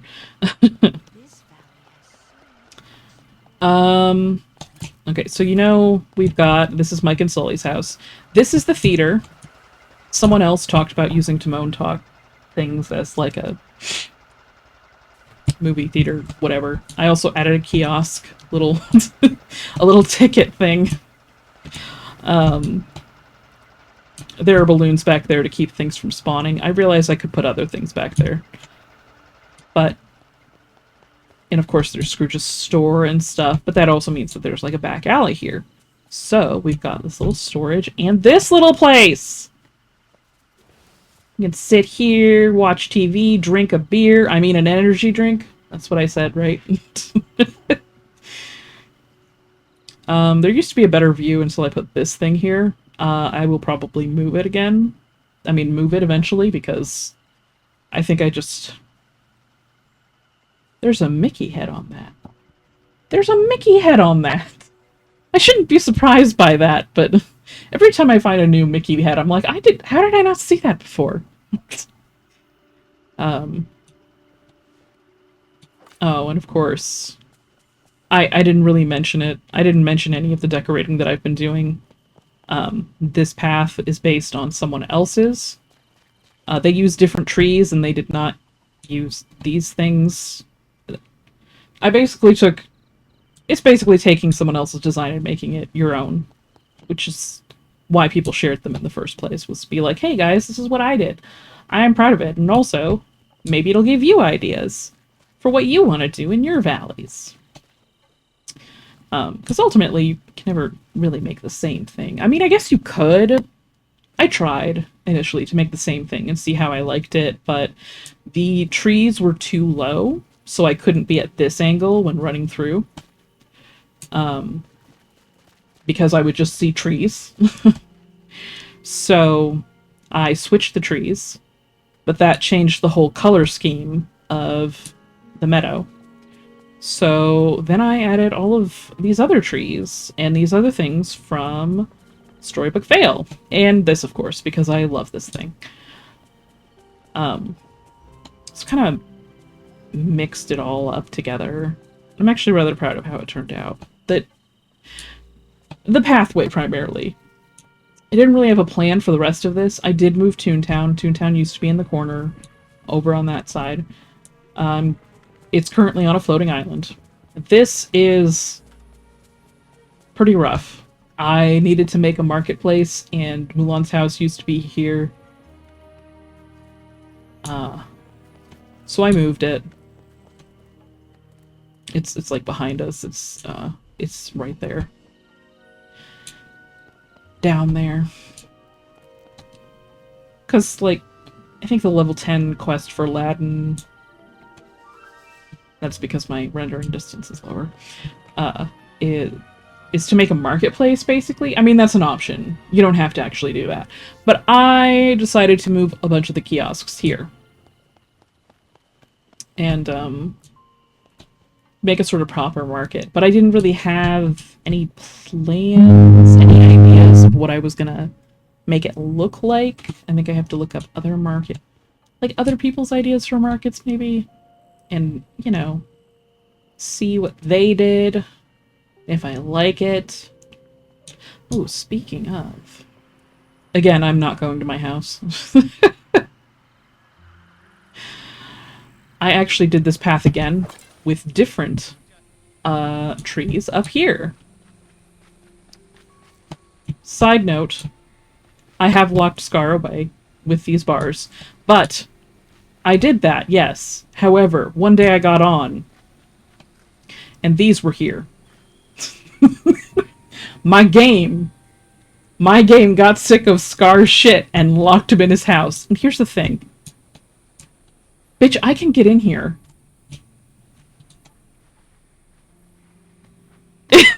He just won't. You should be able to get out, but he won't. I could dig these up. I'm not going to. I also got this recently in Scrooge's shop. It's the Hyena Cape, so that's fun. I'd never seen it before. Oh, let's time bend while we're here, even though my inventory's almost full. Oh. One of the things that I saw someone else do... Okay. I will say that having to be down here and the amount of turning and stuff, like to avoid getting blocked by the trees, it is a little bit inconvenient and kind of motion sickness-y. Okay, this area... Hold on. Let me go into build mode. This area is based on someone else's, roughly. I didn't copy their design exactly. Theirs is much cuter, more like, it would definitely fit the whole, like, white picket fence vibes that they used. I did not go with that vibe, obviously, but the whole lining up things and stuff like that, I borrowed that. And putting Wally's house here in the corner, use that. Also, my favorite thing is these. That comes from just the pathway. The path, like, comes up through, like, sometimes the edges of paths come up through items.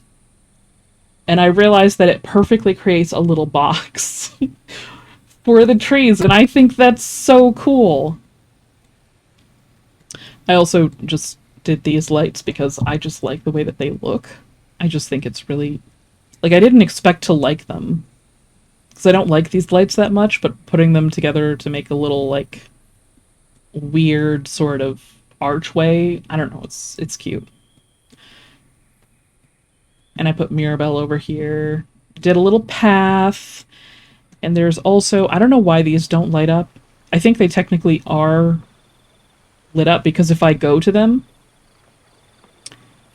and interact with them, it won't... It may not... Sometimes it appears as if the lamps are off, and I go to them to interact with them to turn them on, and nothing happens because it already marked them as on. So I just turned them off effectively. But then I turn them on again, and then they actually look like they're on. But these are supposed to be on, filled with fireflies, and these were the original trees used in the path that I saw.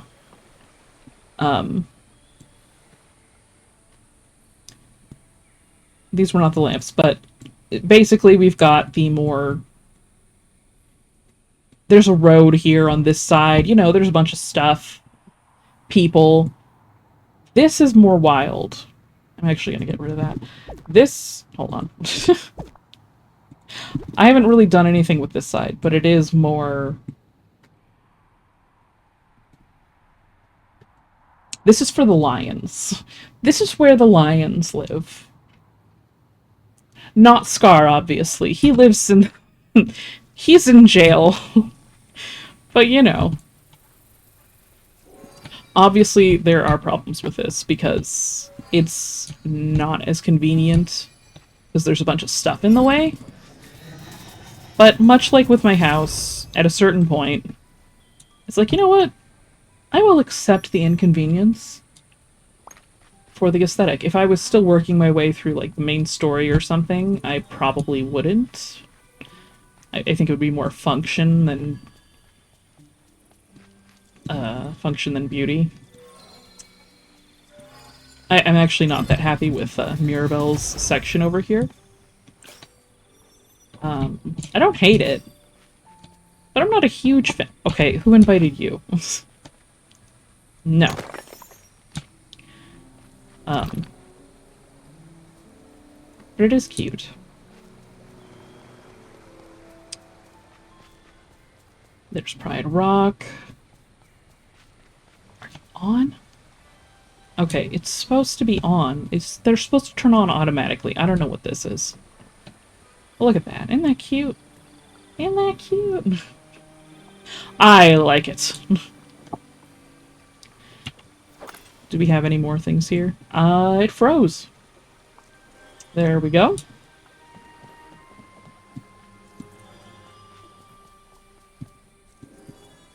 So Mushu was kind of the first bigger one of the characters. The next one was from... Okay, so y'all know about the Mighty Ducks. Like, I'm just gonna assume that you all know about the Mighty Ducks, like the movie. Movies. There were multiple movies in the 90s about, like, a junior hockey squad, whatever. Well, some of you may also know that, you know, they did make a cartoon show called The Mighty Ducks. Mighty Ducks the Animated Series. And it was already old at this point. Like, by the time I was in high school. because it had like either started or ended in like 1997. And I have a memory of like at one point switching through the channels, and I think I caught part of it.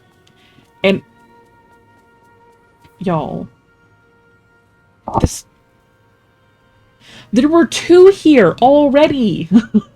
There were two. I'm not complaining. It's easier to find. Spawn the next one here too. Go for it. I'll take the moonstones.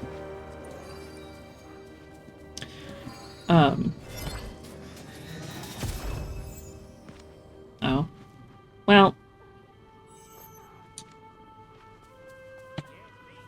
Let me stop by over here and see if Goofy can help me out with that. See, I think I must have seen part of it when I was a kid, like really little. Why do I have so many cucumber seeds? Whatever. Unimportant. I'll get rid of this. It's fine.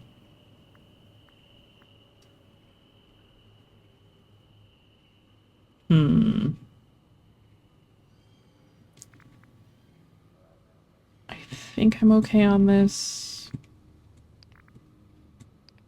I might be okay on that.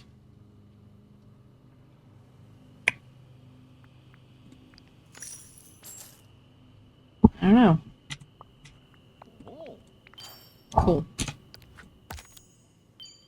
I ran out of Dreamlight for the first time like a month ago. Since getting through the main game. I had so much Dreamlight. I finally ran out of it. I've been playing this game since beta. And granted, at the beginning I did run out a lot more because, you know, I was new and I was playing through the story and everything. But in unlocking the floating islands, yeah, I actually... Oh, shit! Oh, fuck. I have to mark that down. Sorry. No, fuck! I hit the mic. I have an app where I mark these things down. It helps with creating shopping lists, basically, for characters. Like, if they want gifts. And also, you can keep track of achievements. So this would have been Eternity Isle, time-bending gifts. Gifts. Okay, find gifts with your hourglass. But that said with a friend, right?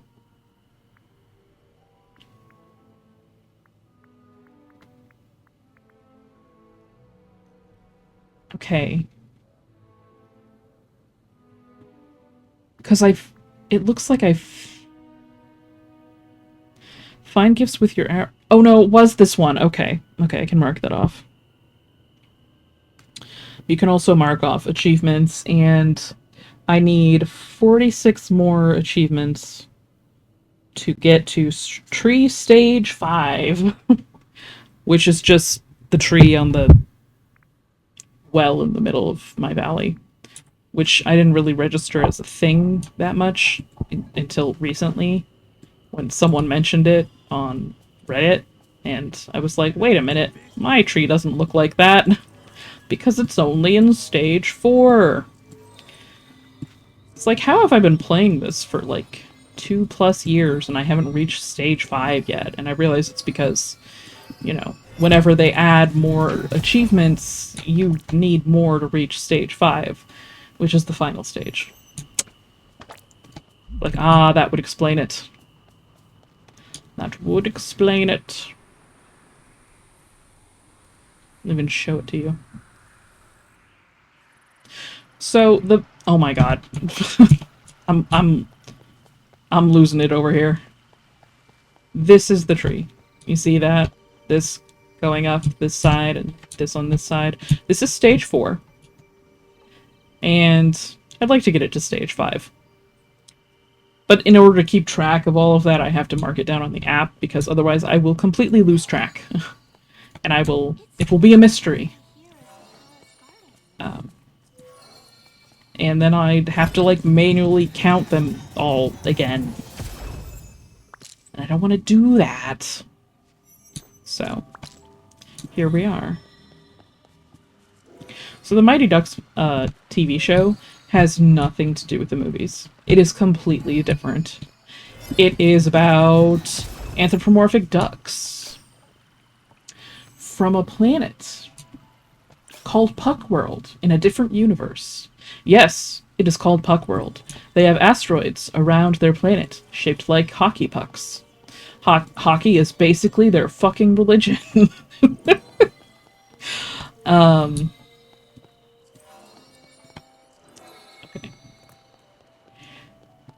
And their enemy is like Draconis, which is from the Saurian race or something, which are like dinosaurs and dragons or whatever.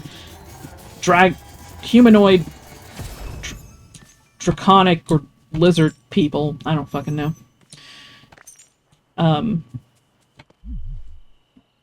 Why? I don't know. But Tim Curry voices Draconis, so he's the main villain.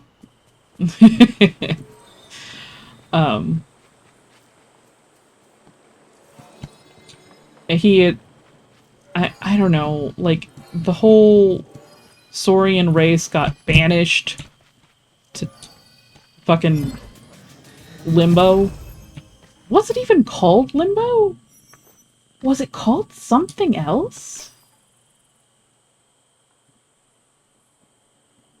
Girl, I have no idea. It's called something, but there's only him really left. Maybe, possibly. I don't know. He comes back, he takes over Puckworld, enslaves a bunch of people. Things happen. They have to go to, like, the Twin Peaks. Not the Saurians, but the Resistance has to go to Twin Peaks and get... This is the first episode. get this hockey mask. This ancient magical hockey mask. It's not magical, it's mechanical, by the way. And this guy, this kind of... I don't know if he's the leader of the Resistance, but he's like a friend of one of the main characters, Wildwing. Like a childhood friend or something. And so he gets... is his name just Kennard? It might be something else. I apologize if you know what the name is and you're going crazy, but I may just call him Kennard. He wanted to recruit Wildwing, who was enslaved, to help with the Resistance. And Wildwing was like, well, I'm not going anywhere without my little brother Nosedive, who was an annoying little shitlord. Spoiler alert, that's the one. That's... It was Nosedive. Nosedive was my next character obsession. Which continues the trend of, you know, a character who's kind of a little shit. But, like, is ultimately, like, good. But kind of fucks up. You know. Kind of a fuck up, but, you know, a good person, ultimately. I was like, I feel like that says something about me. And my self-perception. Now I just want to talk about the Mighty Ducks. Because even though, like... For instance, like, I'm past Mushu, and I've been past Nosedive and stuff, there is still a level of, like... Ah, yes. That's one of my people. This one. I like this one. He my friend. So, like, there's still definitely a level of affection that I have for... and fondness that I have for these stories and these characters. Like, it never fully goes away. It's like I still have a soft spot for The Hunchback of Notre Dame, and for Mushu, and for the entire... I'm sorry, Mushu. And for the Mighty Ducks animated series. Which is really it was cheesy when it was new, let's be real. I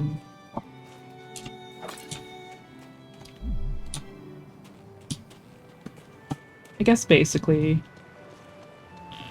they go, they get the mask, things happen, there ends up being... There are obviously other members of, like, the Resistance. And I can't believe I can't remember Duke's last name. Wow, I'm such a fake fan. I've talked about them briefly before. I know, on stream, I know I have. Because I forgot his last name then, too. I think there was Mallory McMallard. There was also Tanya Vanderquack or something. I don't know. And Grin. Grin was the big guy. Muscle. He did not believe in violence, but boy.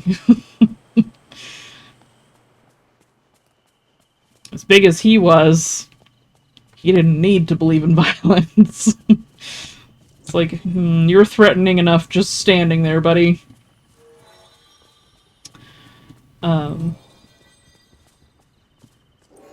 So obviously, stuff happens. They end up, like, the Saurians had to travel, like, through dimensions to get to Puck World.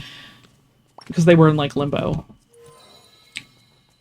So they had a way, they obviously came up with a way to get through dimensions and blah, blah, blah, blah, blah. And so there's a fight and stuff, yada, yada, yada. They end up coming to our dimension. And Wildwing's best friend, who was originally wearing the mask, falls into the in-between, you know, limbo, whatever. So he is out of the story. But he hands off the mask to Wildwing before he falls or whatnot. And then they end up here. And they become a hockey team on Earth. And everyone is fine with that. Sometimes the concept of, like, some cartoon shows, especially older ones, it's like, and everyone was okay with it. It's like, but why? What? But clearly there's... Okay, now I actually am going back to my house.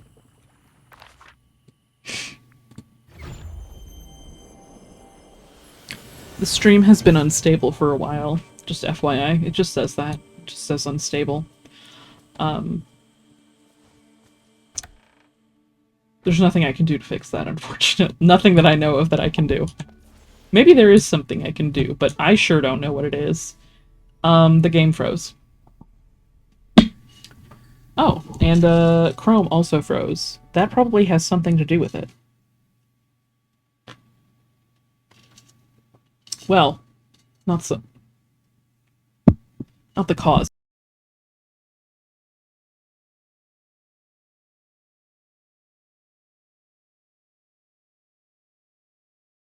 Have we all frozen? Has everything frozen? No, not everything. There we go. Ugh.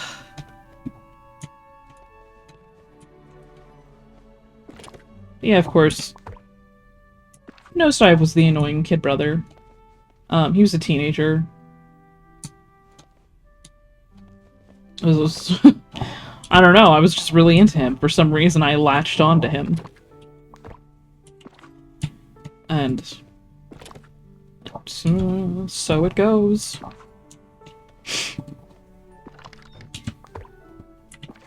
But, like, there's clearly a trend there. I'm trying to think who the next one was, because Nosedive was all of high school. Then I got to college, and I don't think it was a show or a movie or anything this time. I think it was... That's inconvenient. What do I even need the roses for, really?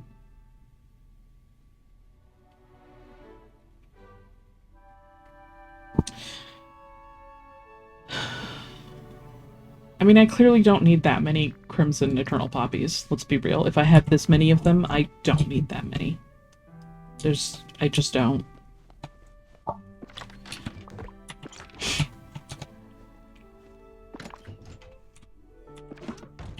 Apologize for the click-clackiness. I was trying to adjust my mic. And, because I am very quiet. I don't know if it's related to the mic itself or just my natural cadence. I used that word right, didn't I? Cadence? Well, whatever.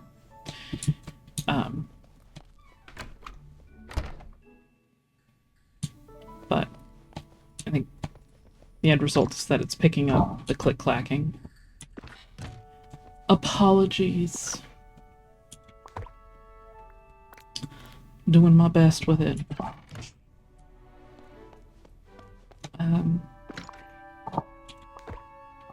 What was college?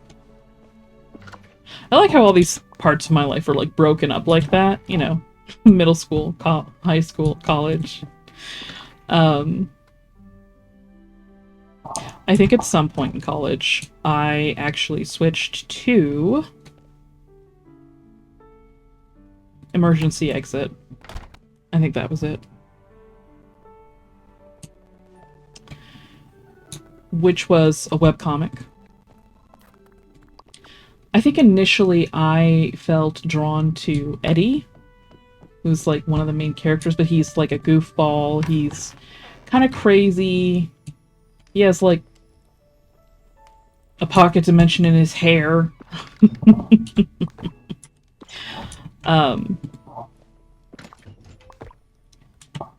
Like he secretly knows more than he lets on. I don't think I haven't even found anything here.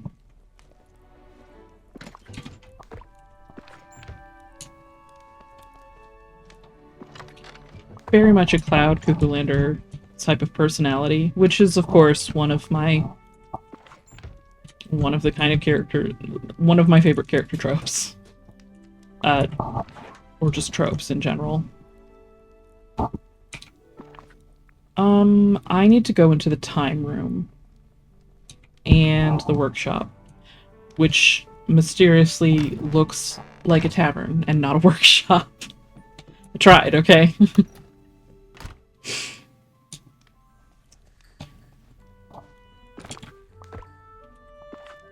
I don't think I have showed the time room yet on this stream, so that's an adventure.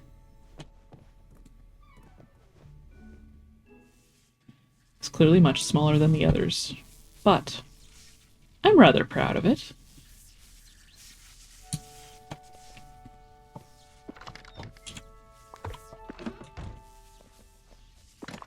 Okay.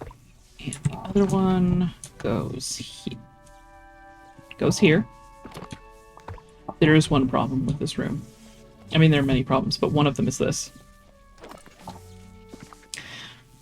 Yeah. That, doesn't help. It's not great. I don't think I've showed the aquarium either, but... I guess I could walk in there.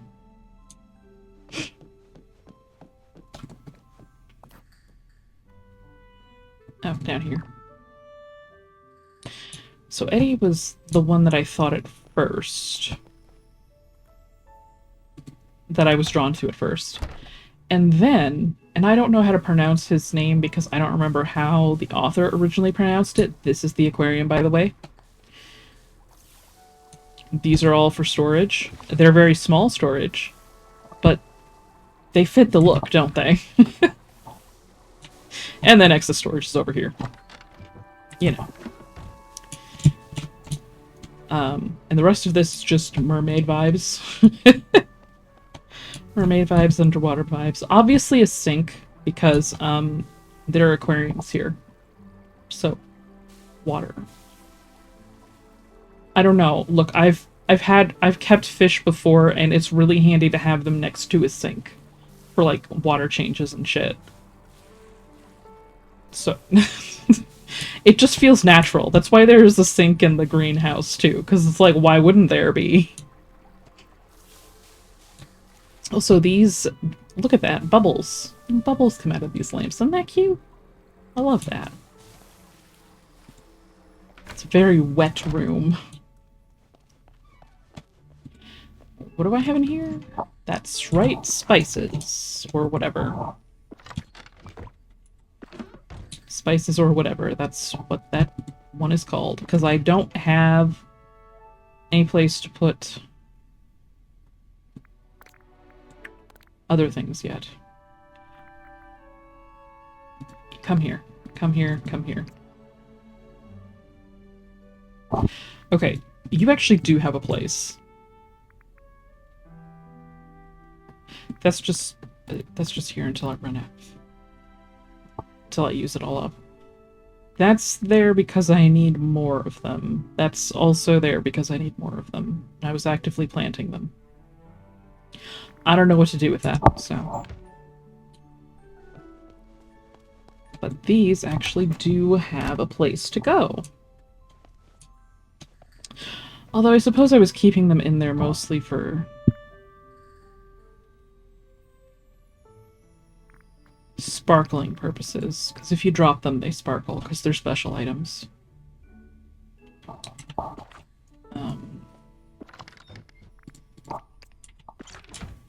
But, you know.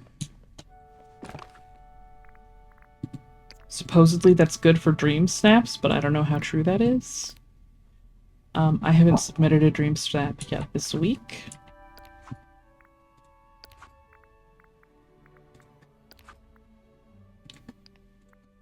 I need to make an oasis, which I have not done yet. I was originally planning on building an oasis sort of thing tonight on stream, but I just started wandering around instead, so, you know. Really? I haven't voted? Oh, well, let's vote on a few. Going green. I think this was mainly an outfit one. Oh, Jesus. Hello, Rye. This is extremely green. How are you, Rye? I kind of want to give it to them because it's less crazy. I don't know. I like the beard. It's just a little busy for me. You know? How are you, Rye? Okay, well that's not green at all. It's also... no. Some things never change. Nope. Kind of like this one. I like that hair. The background, kind of. I like those ears. Oh, no. No, that's amazing. You gotta go for that one. Oh, it has to think extra hard about that.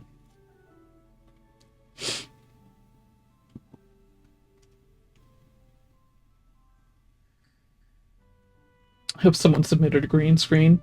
You know, there is like a green screen item, so at least I think there is, so they really should. This one's silly, so I'm voting for this one. Oh, that's cute. Oh, that's fabulous. And it's actually green.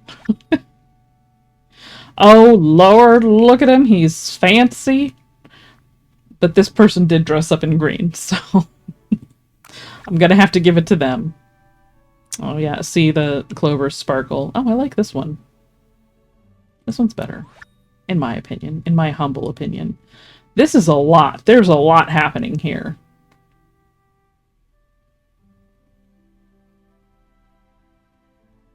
I don't know, which outfit is better? We'll go for that one. I'm gonna vote for that one just because of Mike. Okay.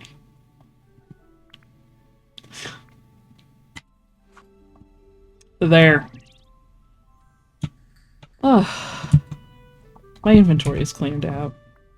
Actually, no, it's not. Let's go back upstairs. Rebecca! No, demons! Oh, the demons. I remember them well.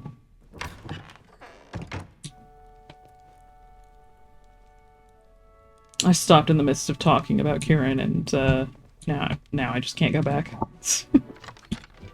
Kieran, or Kyron. I don't know how to pronounce the name. I forget how the author pronounced it, but boy! I was really into that one. He was also the whole Cloud Cuckoo Lander thing and affably evil trope.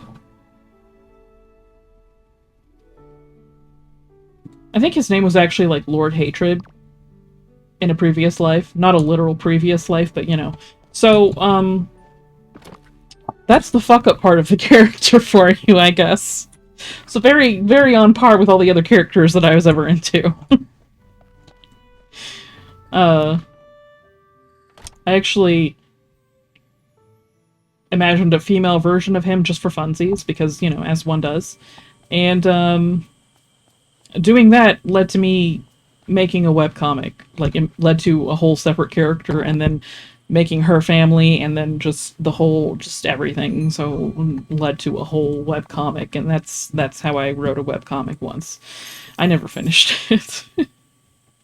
As is tradition, one does not simply finish a webcomic. You start them, and then they get abandoned eventually. Including Emergency Exit. That was also abandoned eventually. It happens. You know. It is what it is. That was a whole thing.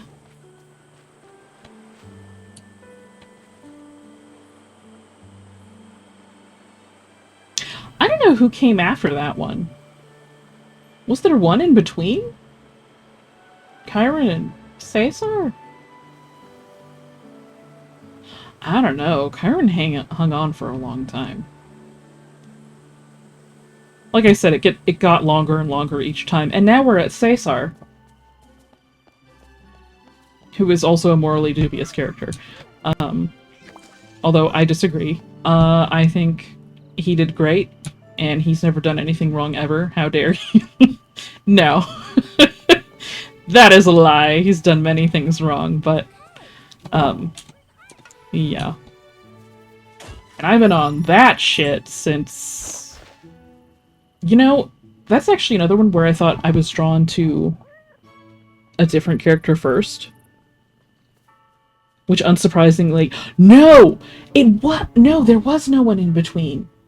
Because Kyron, his hair reminded me of, like, Van Kleiss's hair in Generator Rex, and that's why I was drawn to Van Kleiss. I didn't stick with Van Kleiss, though. I jumped to Caesar, and then it just... So similar with, like, Eddie to Kieran. It's like I jumped from one to the other, and it's like, oh no, that's the real one. That's the one. That's the one that I like. So, God knows what'll happen if I jump to another one, and how many years that one will last. Because it seems to be getting longer each time. I mean, that doesn't stop me from, like, feeling a connection to other characters, like... Because, I mean, Elsa came out in that time. Notably, yes, they are largely male characters. Like, once puberty happened, they ended up being male characters most of the time. So clearly some part of me must be heterosexual somewhere deep down. Maybe. I don't know. Girls are cuter, so I don't know. Oh, right. I left these here. So weird, weird thing.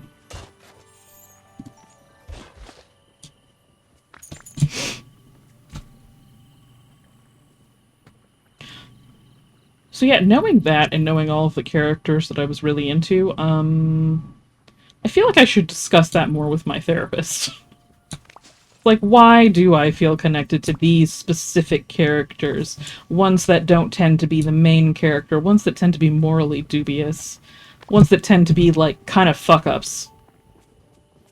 They don't necessarily, like, we know that, you know, Mushu's a good character, like a good person deep down, but he's kind of an asshole a little bit.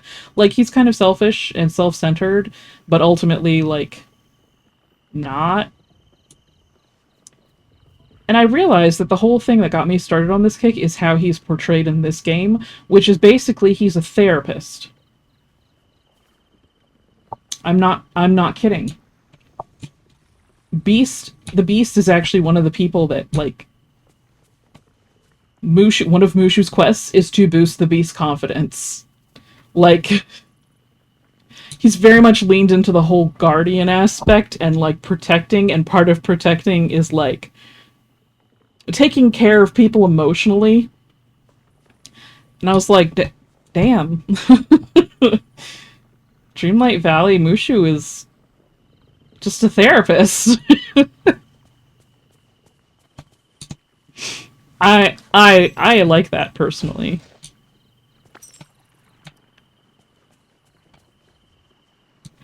You know what else I like? I like seeing Timon run in this game.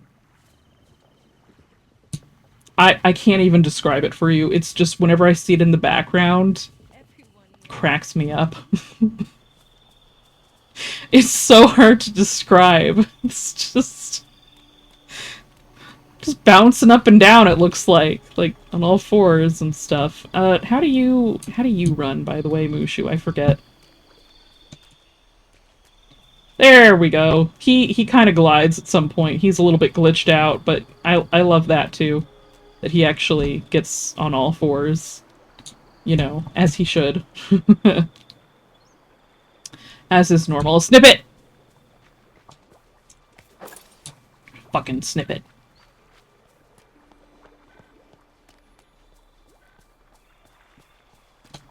You know, I wasn't sure how long I could go for after spending so long not streaming, but I have successfully hit the 3-hour mark, which is when I tend to go nonverbal. It's when I tend to get worn out, and it's like, oh, it's raining again! Yay! Oh, bitch, get back here! Oh my god. Lord. I need you to come here. Woo! Ah, fuck. This should not be an fuck scenario, but it is.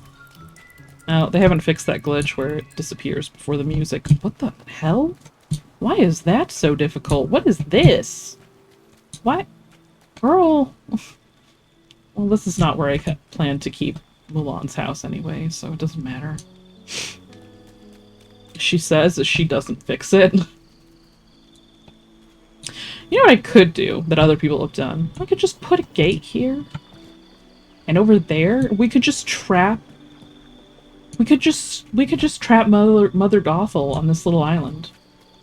I mean, that would be inconvenient for me, because then I couldn't go through, but, you know. We could trap her on this island. That is the thing. Here, let's get off the island. That's how we're going to end the stream. We're going to trap Mother Gothel on this island. You know, just so you know. There we go. That seems nice.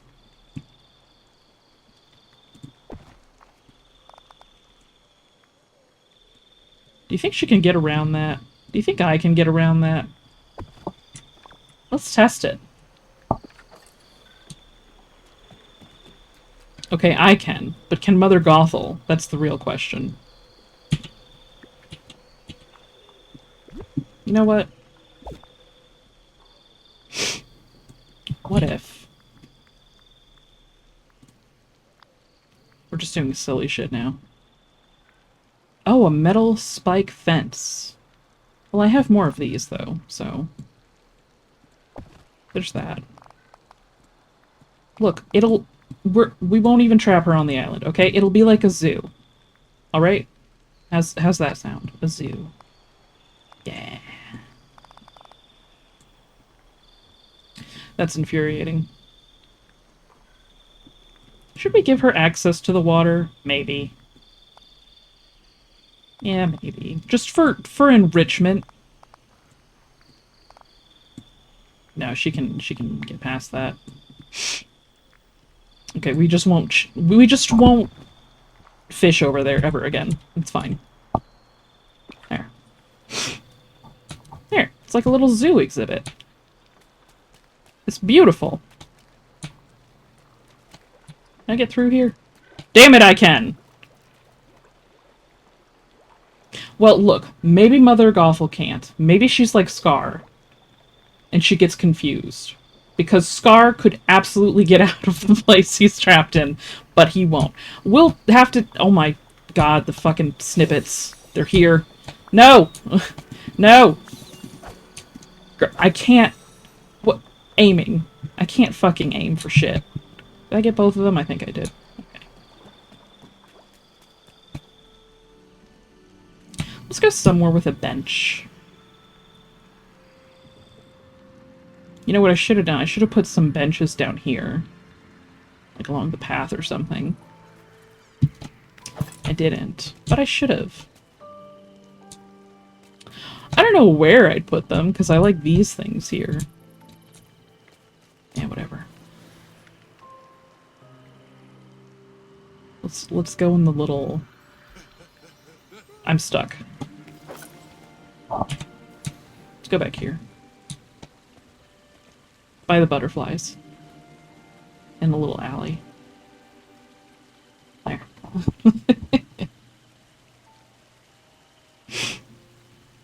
Okay, it is after midnight for me. It actually, yeah, a little bit after midnight for me. I didn't actually think that I would ramble for this long, but I guess it makes sense since I have so much to talk about. Oh. I no longer know how to end streaming. It's a lot. It's a skill that I have lost. I don't know when I'm gonna stream next. I'd like to stream at least once a week. I don't know that they will be scheduled for now. It may just be, you know, chaotic and crazy and random ambush streams. All the way! Fucking Victory Town! All the way! Feels good to be a winner every now and then. That's a good way to end it. Thank you. I believe in you. Thank you, Rye. I believe in Steve. In Steve. Oh yeah. In Steve. Grab the glory. Oh, God. All the way to victory. I forgot how long this was.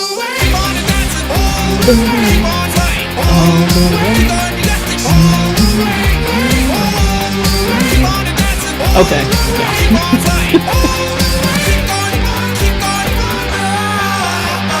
My stream is unstable, and so am I, so...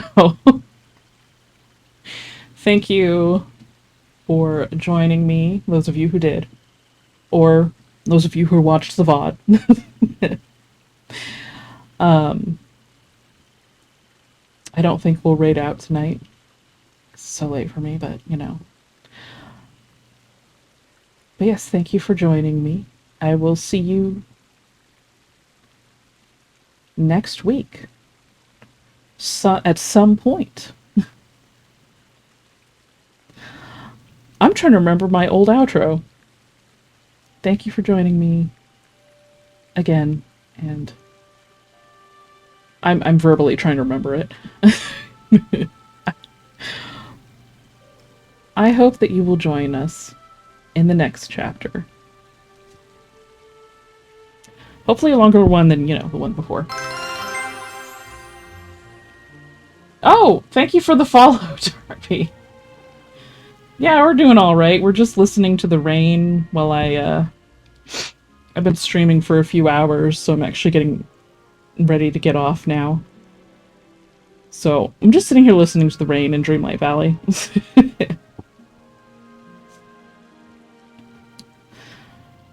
But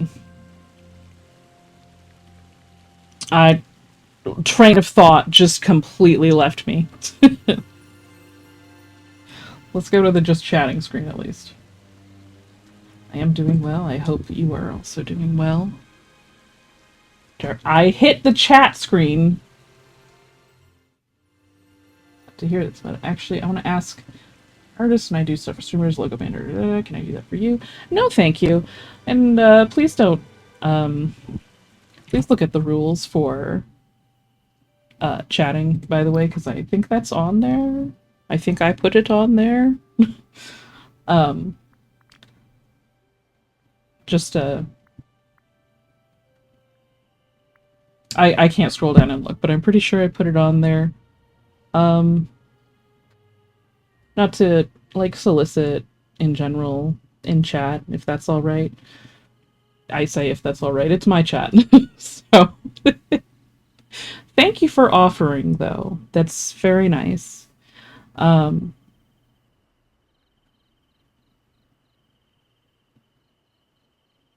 it's like getting off the phone with someone where they're like, you hang up first. No, you hang up first, except I'm the only one who can hang up. I don't know the best day for streaming yet. We'll see how I feel next week. It was nice to see you guys again, and for those of you who came, and it was nice to stream again. I've missed it a lot.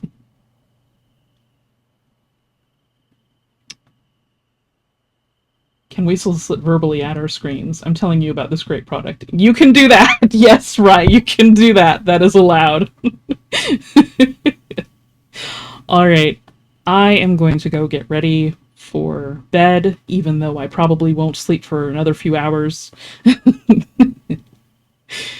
But, like I said, I'm going to stream next week. I'm not even going to say that's just my goal. It's like, I'll try to stream. No, I will. Because I miss it. I'm just doing all the stupid shit and just sitting here and talking and puppeting a silly little VTuber. And I'm glad to be back. Pregnant? That would add a whole other level of weirdness to my life. Specifically for Ganonite. So, alright, on that note, like I said before, thank you for joining me, and I hope to see you in the next chapter. Good night. Bye.